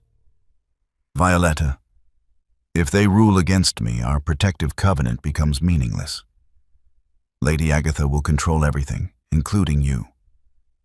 She could force you back under her guardianship, arguing that, as my wife, you require protection from your own poor judgment in supporting my delusions. Then we must ensure they do not rule against you." Violetta's mind was already racing through possibilities. "We need evidence. Documented proof that Dr. Ashworth's treatment is working, that you are improving rather than declining, that your decision to pursue alternative medicine was rational rather than evidence of incapacity." "I have improved," Alaric admitted. "I feel stronger than I have in years. But 3 weeks is hardly enough time to demonstrate lasting change. The weight loss has been minimal, perhaps half a stone, hardly dramatic evidence." Weight is not the only measure. Violetta pulled out her own journal, the one she had been keeping since Dr. Ashworth's first visit. Your resting heart rate has decreased from 95 beats per minute to 78. Your ankle swelling has reduced by measurable degrees. I have been tracking the circumference. Your stamina has improved dramatically. You walked for 20 minutes this morning without stopping, when a month ago you could barely manage 5. Will a court care about ankle circumference and walking distances? They will, if we present it properly. Violetta was pacing now, her breakfast forgotten. We need Dr. Ashworth to testify. We need your journals to be presented not as evidence of obsession, but as the scientific documentation of a rational man seeking to understand his own condition. We need witnesses who can attest to your improved mental clarity and physical function. And who will testify to that? The servants? Lady Agatha will dismiss their testimony as biased loyalty. Then we need someone whose testimony cannot be dismissed. Violetta stopped pacing, an idea forming. What about your steward? Mr. Pemberton has been managing estate business with you for how long? 15 years? And has your capacity for business judgment declined in that time? Alaric considered. No. If anything, I have become more meticulous about estate management. The physical limitations have forced me to be more efficient with my time and energy. Then we have Pemberton testify to your continued competency in business matters. We have Dr. Ashworth explain the medical science behind his treatment and why your decision to pursue it was rational. We have the documented evidence of improvement. Violetta's voice grew stronger. And we have me. You? I am your wife. I have been intimately involved in your care. I can testify that you are not under any delusion, that you made informed choices about your medical treatment, that your mental faculties are entirely sound. She met his eyes. Lady Agatha wants to paint me as an unduly influential young wife leading you astray. Let us instead show the court a duchess fighting to save her husband's life with every tool available. They will question your objectivity. Of course they will. But they cannot question my observations. I have documented everything: meals, symptoms, improvements, setbacks. I have data, Alaric. Scientific data that supports Dr. Ashworth's approach. She gripped the legal document. Lady Agatha thinks she can use your intelligence against you. She thinks your careful record-keeping makes you appear mad. We will show them it makes you a natural philosopher, investigating his own condition with rigor and reason. Alaric was quiet for a long moment, studying her face. You realize that if we fight this and lose, the consequences for you could be severe? Lady Agatha will ensure you are punished for supporting me.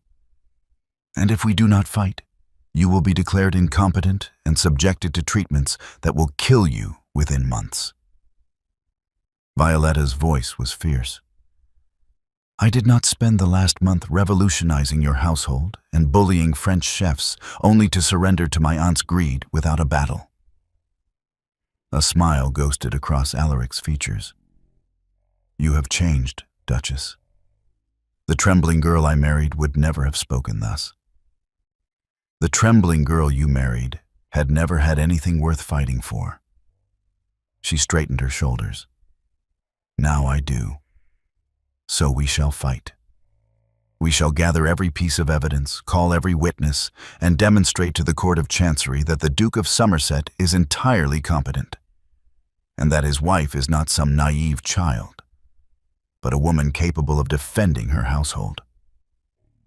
Very well. Alaric stood with visible effort, though less than he would have needed a month ago. We fight, but we do it intelligently. I will engage the best solicitor in London, Mr. William Hartley, who specializes in chancery proceedings.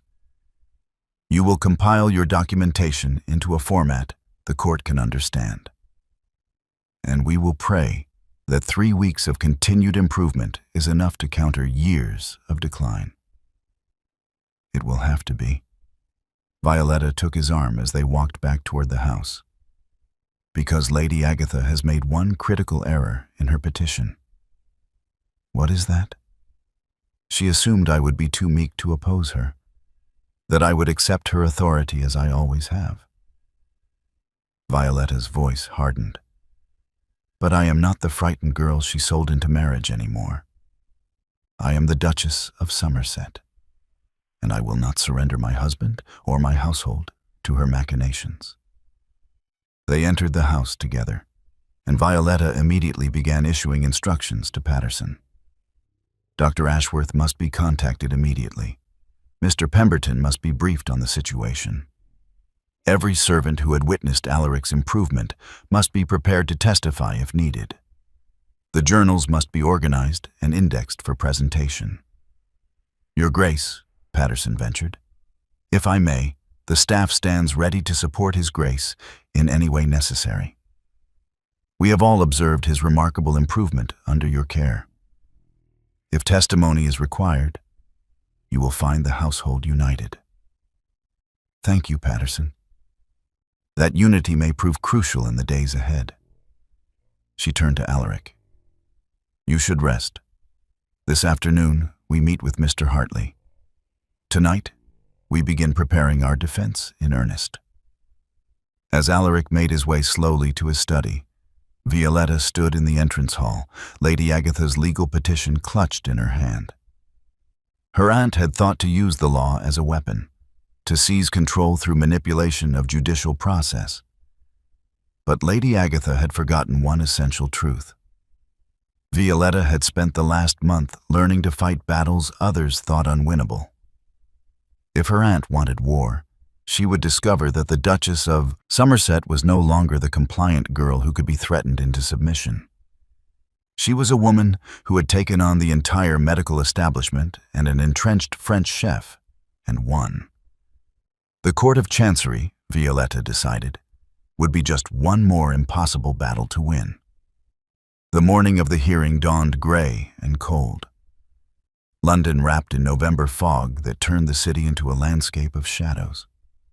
But inside Somerset House, a different kind of transformation had occurred over the past 3 weeks. One that even Violetta had not fully anticipated. She woke before dawn, as had become her habit, and made her way to Alaric's chambers to review his morning measurements before the thyroid extract was administered. She knocked softly, expecting to find him still abed as usual, requiring Patterson's assistance to rise. Instead, the door opened immediately, and Alaric stood before her, fully dressed, his color better than she had seen it in all their weeks of marriage. "You are awake," she said, startled. "And dressed. Without assistance?" "I woke at 5 and found I had the energy to manage my own toilet." He stepped back to let her enter, and she noticed immediately what was different. His movements were smoother, less labored. The careful negotiation with his own body had become simply movement. Patterson nearly fainted when he arrived to find me already dressed and reviewing the documents for today's hearing. Violetta moved to the measurement ledger she had been keeping, but Alaric stopped her with a gentle hand on her arm. "Before you begin your scientific observations, Duchess, there is something I wish to show you." His eyes held an expression she had not seen before, something approaching joy. "Come." He led her through the corridors of Somerset House, not to the study or the library, but toward the grand staircase that descended to the entrance hall. Violetta watched, her breath catching, as Alaric descended the stairs with steady, measured steps, without once touching the banister for support, without pausing to rest on the landings, without the cane that had been his constant companion. "Your Grace," she whispered. "Where is your cane?" "In my chambers. I found I did not need it this morning." He reached the bottom of the stairs and turned to look up at her, his expression almost boyish. "Violetta, For the first time in 8 years, I walked down these stairs without counting each step as a potential catastrophe, without calculating rest points, without fear that my legs would give way beneath me. She descended quickly, meeting him at the bottom, and without thinking reached out to check his pulse. His heart beat steady and strong beneath her fingertips. None of the racing irregularity that had marked the early weeks of their marriage.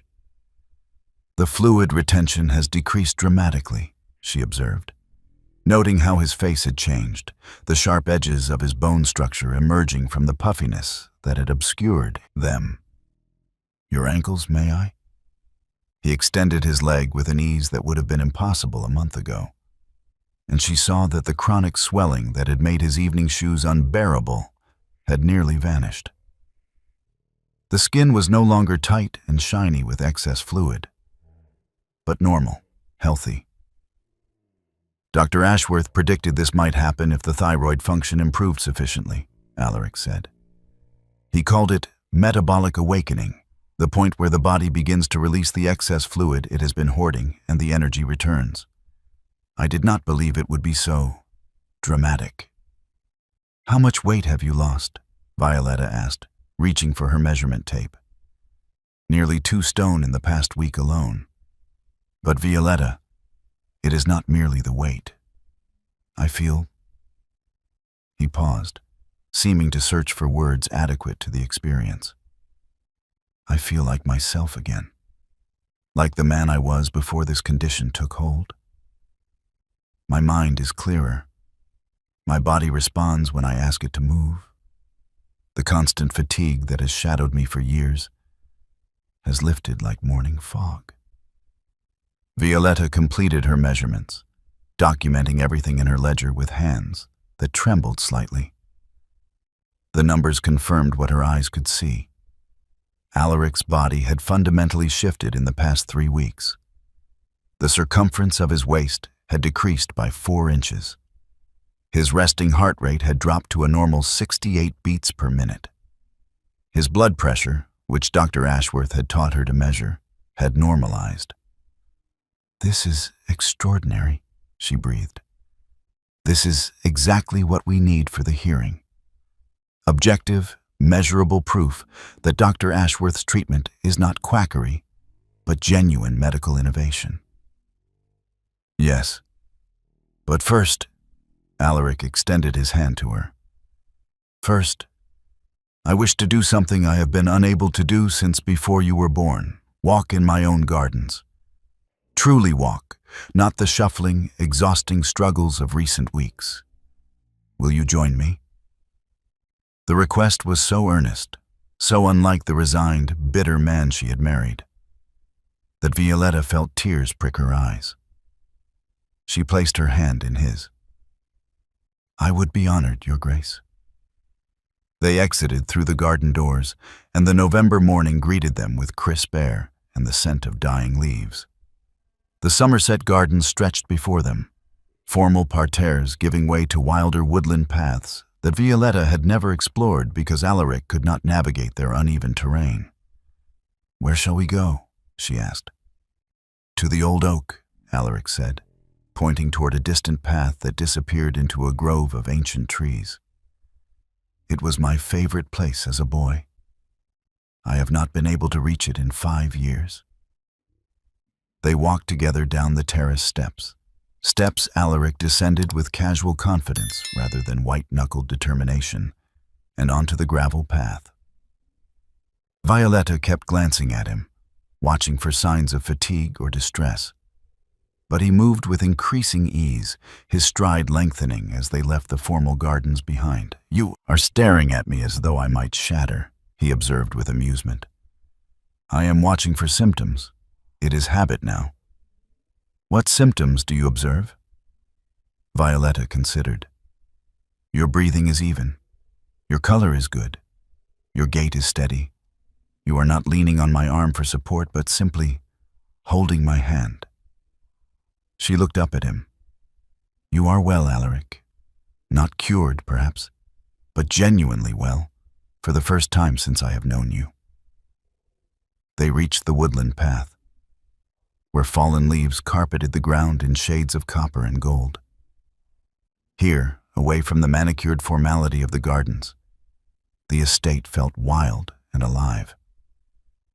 Alaric led her deeper into the grove, navigating exposed roots and uneven ground with the sure-footedness of a man who had walked these paths as a boy.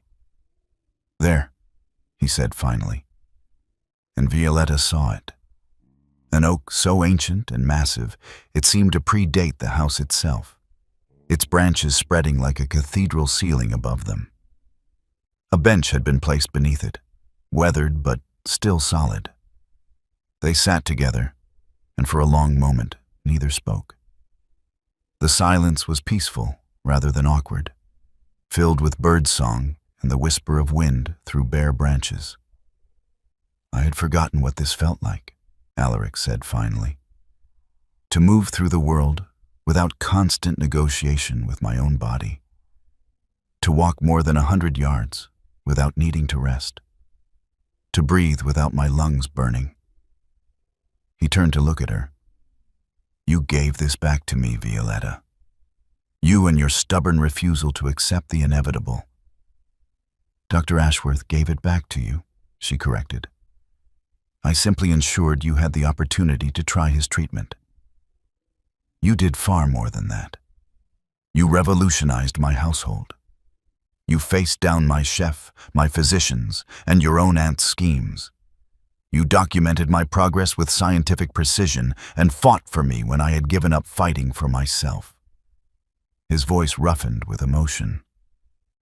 "I married you out of duty to your mother. But somewhere in these past weeks, you have become far more than an obligation I honored." Violetta felt her heart quicken. "What have I become?" "My partner, my advocate, my—" He hesitated, then continued with quiet intensity. "My friend. Perhaps more, if you would permit such a thing between us." She studied his face, no longer obscured by the puffiness of fluid retention. The sharp intelligence in his eyes now matched by the clean lines of his features. He was handsome, she realized, not in the conventional way of society dandies, but in the way of a man who had endured suffering and emerged stronger for it. "I think," she said carefully, "that we have already moved beyond the simple protective covenant you initially proposed. Partners, certainly. Friends, increasingly. As for more," she met his eyes, "let us see what the future brings, now that you have one again." Alaric smiled, a full, genuine smile that transformed his entire countenance. "Then let us return to the house and prepare to defend that future before the Court of Chancery. Lady Agatha is about to discover that her petition of incapacity faces a rather significant obstacle." "What obstacle is that?" "A duke who can walk into that courtroom without assistance, speak with perfect lucidity, and demonstrate through documented evidence that his decision to pursue unconventional treatment was not only rational, but brilliantly successful." He stood, extending his hand to help her rise. "Come, Duchess. We have a battle to win."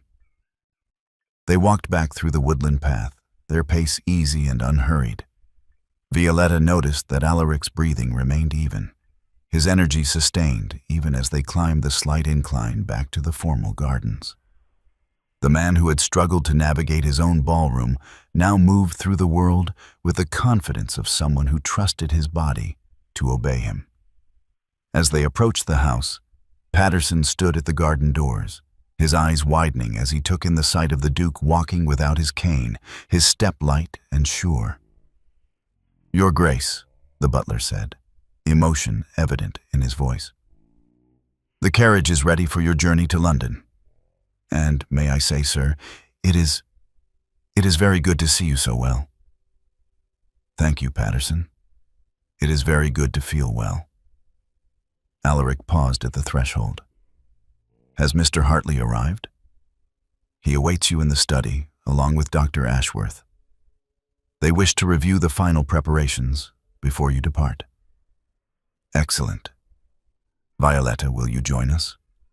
In a moment. I need to collect my documentation ledgers. She squeezed his hand once before releasing it. Go. Demonstrate to Mr. Hartley that his client is far more capable than Lady Agatha's petition suggests. As Alaric strode into the house with confident steps, Violetta stood for a moment in the garden, breathing the cold November air and marveling at what 3 weeks of proper treatment had accomplished. Dr. Ashworth's thyroid extract and therapeutic diet had not worked miracles. Alaric was not suddenly transformed into the athletic young soldier of his portrait. But he had been given back his life, his autonomy, his future. And today, before the Court of Chancery, they would prove that the choice to pursue that future had been made by a man of perfect soundness and rational judgment.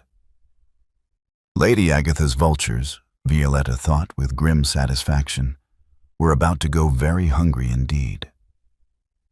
The Court of Chancery hearing had lasted 4 hours. Lady Agatha's solicitor had presented his case with oily confidence, painting a picture of a deteriorating duke led astray by an inexperienced wife and a charlatan physician peddling Eastern mysticism. He had called witnesses, Dr. Morrison, who testified to Alaric's obstinate refusal to follow proper medical advice. Lady Weatherly, who claimed the Duke had appeared confused and disoriented at social functions. Even a shopkeeper who swore Alaric had once ordered excessive quantities of sweets, proving his lack of self-control. Then Mr. Hartley had stood, and the tide had turned. Dr. Ashworth had testified for 90 minutes, explaining thyroid function with such clarity that even the elderly judges had begun to nod in understanding.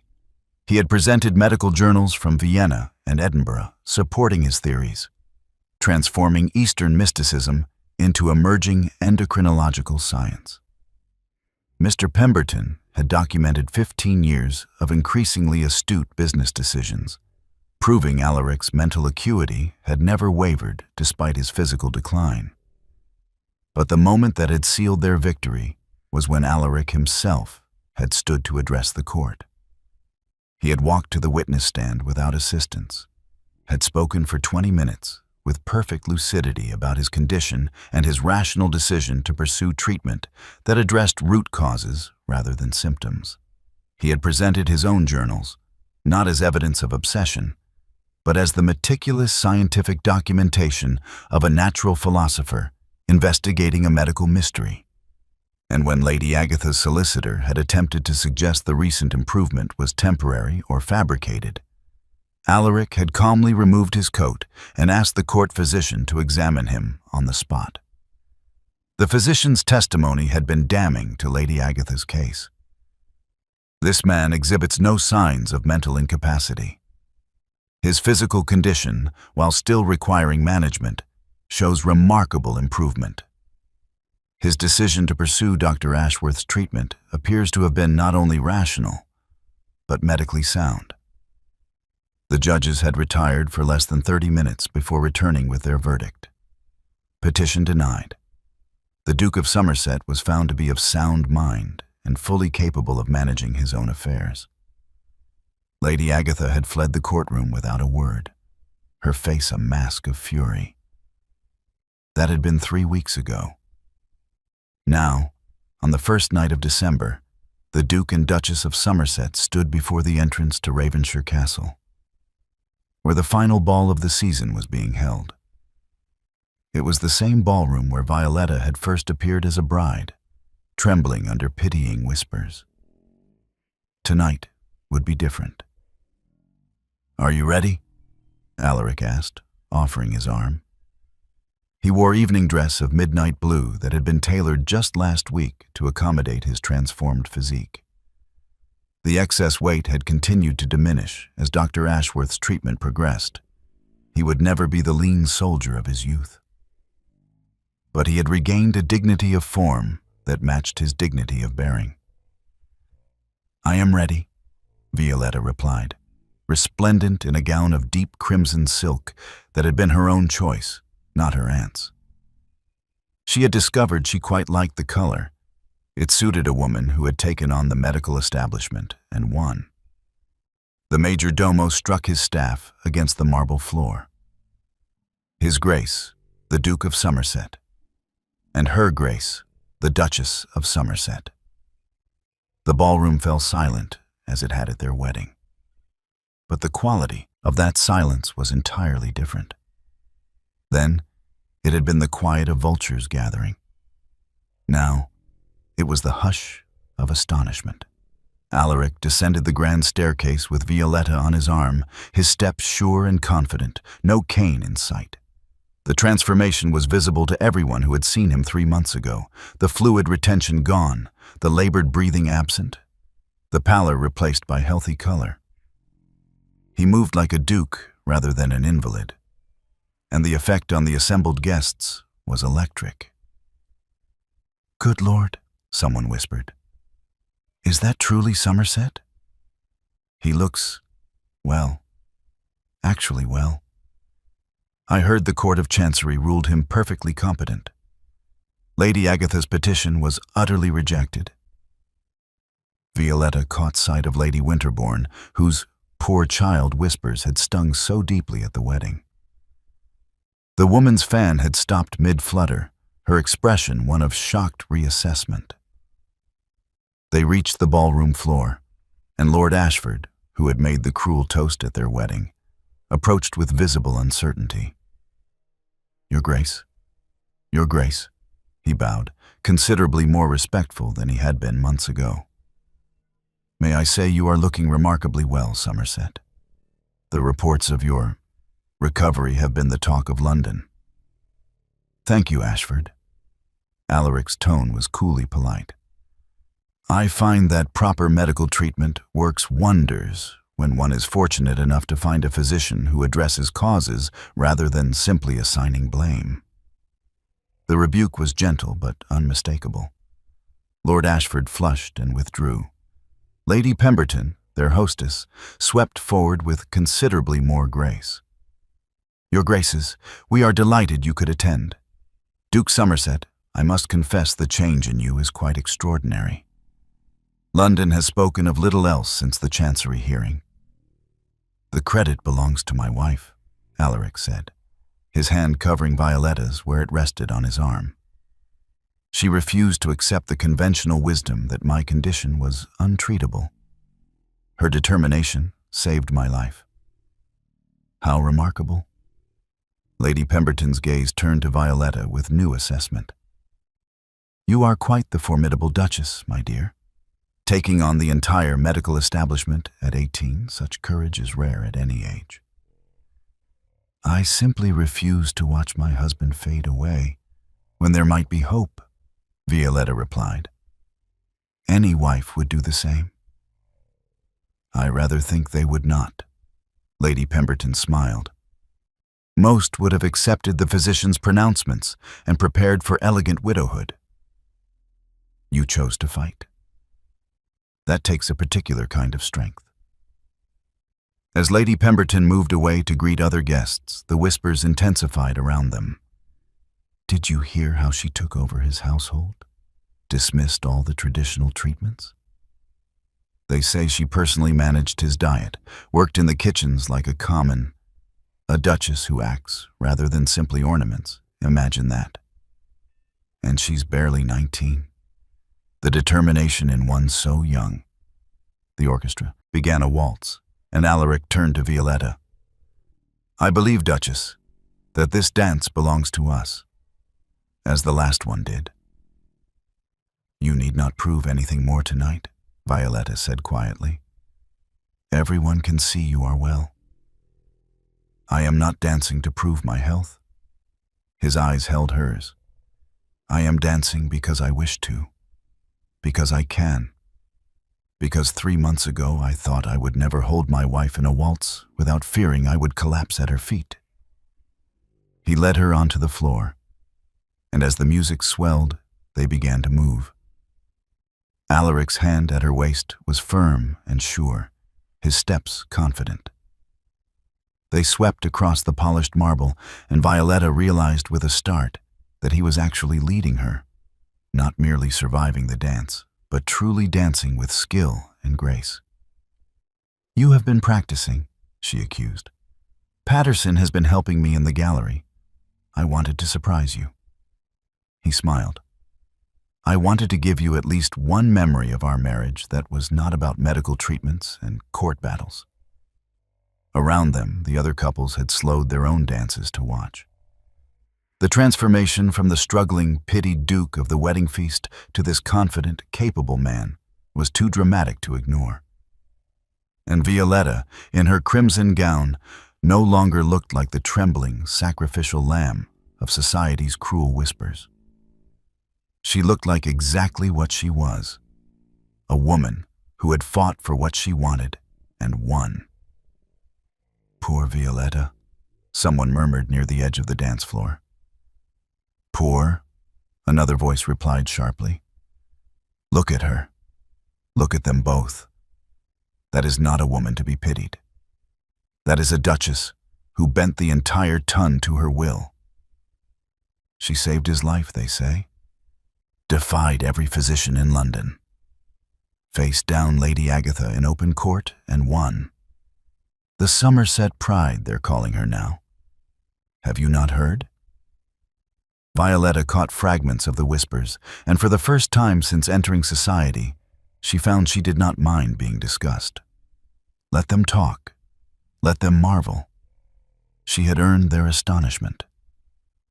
The waltz ended, and Alaric led her from the floor to genuine applause, not the mocking courtesy of their wedding, but real appreciation for the spectacle they had provided.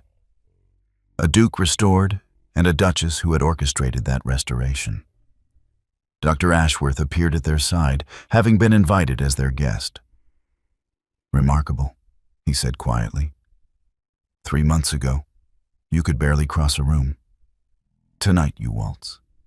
This will be documented in my next paper for the Lancet." "Make certain you credit the Duchess appropriately," Alaric said.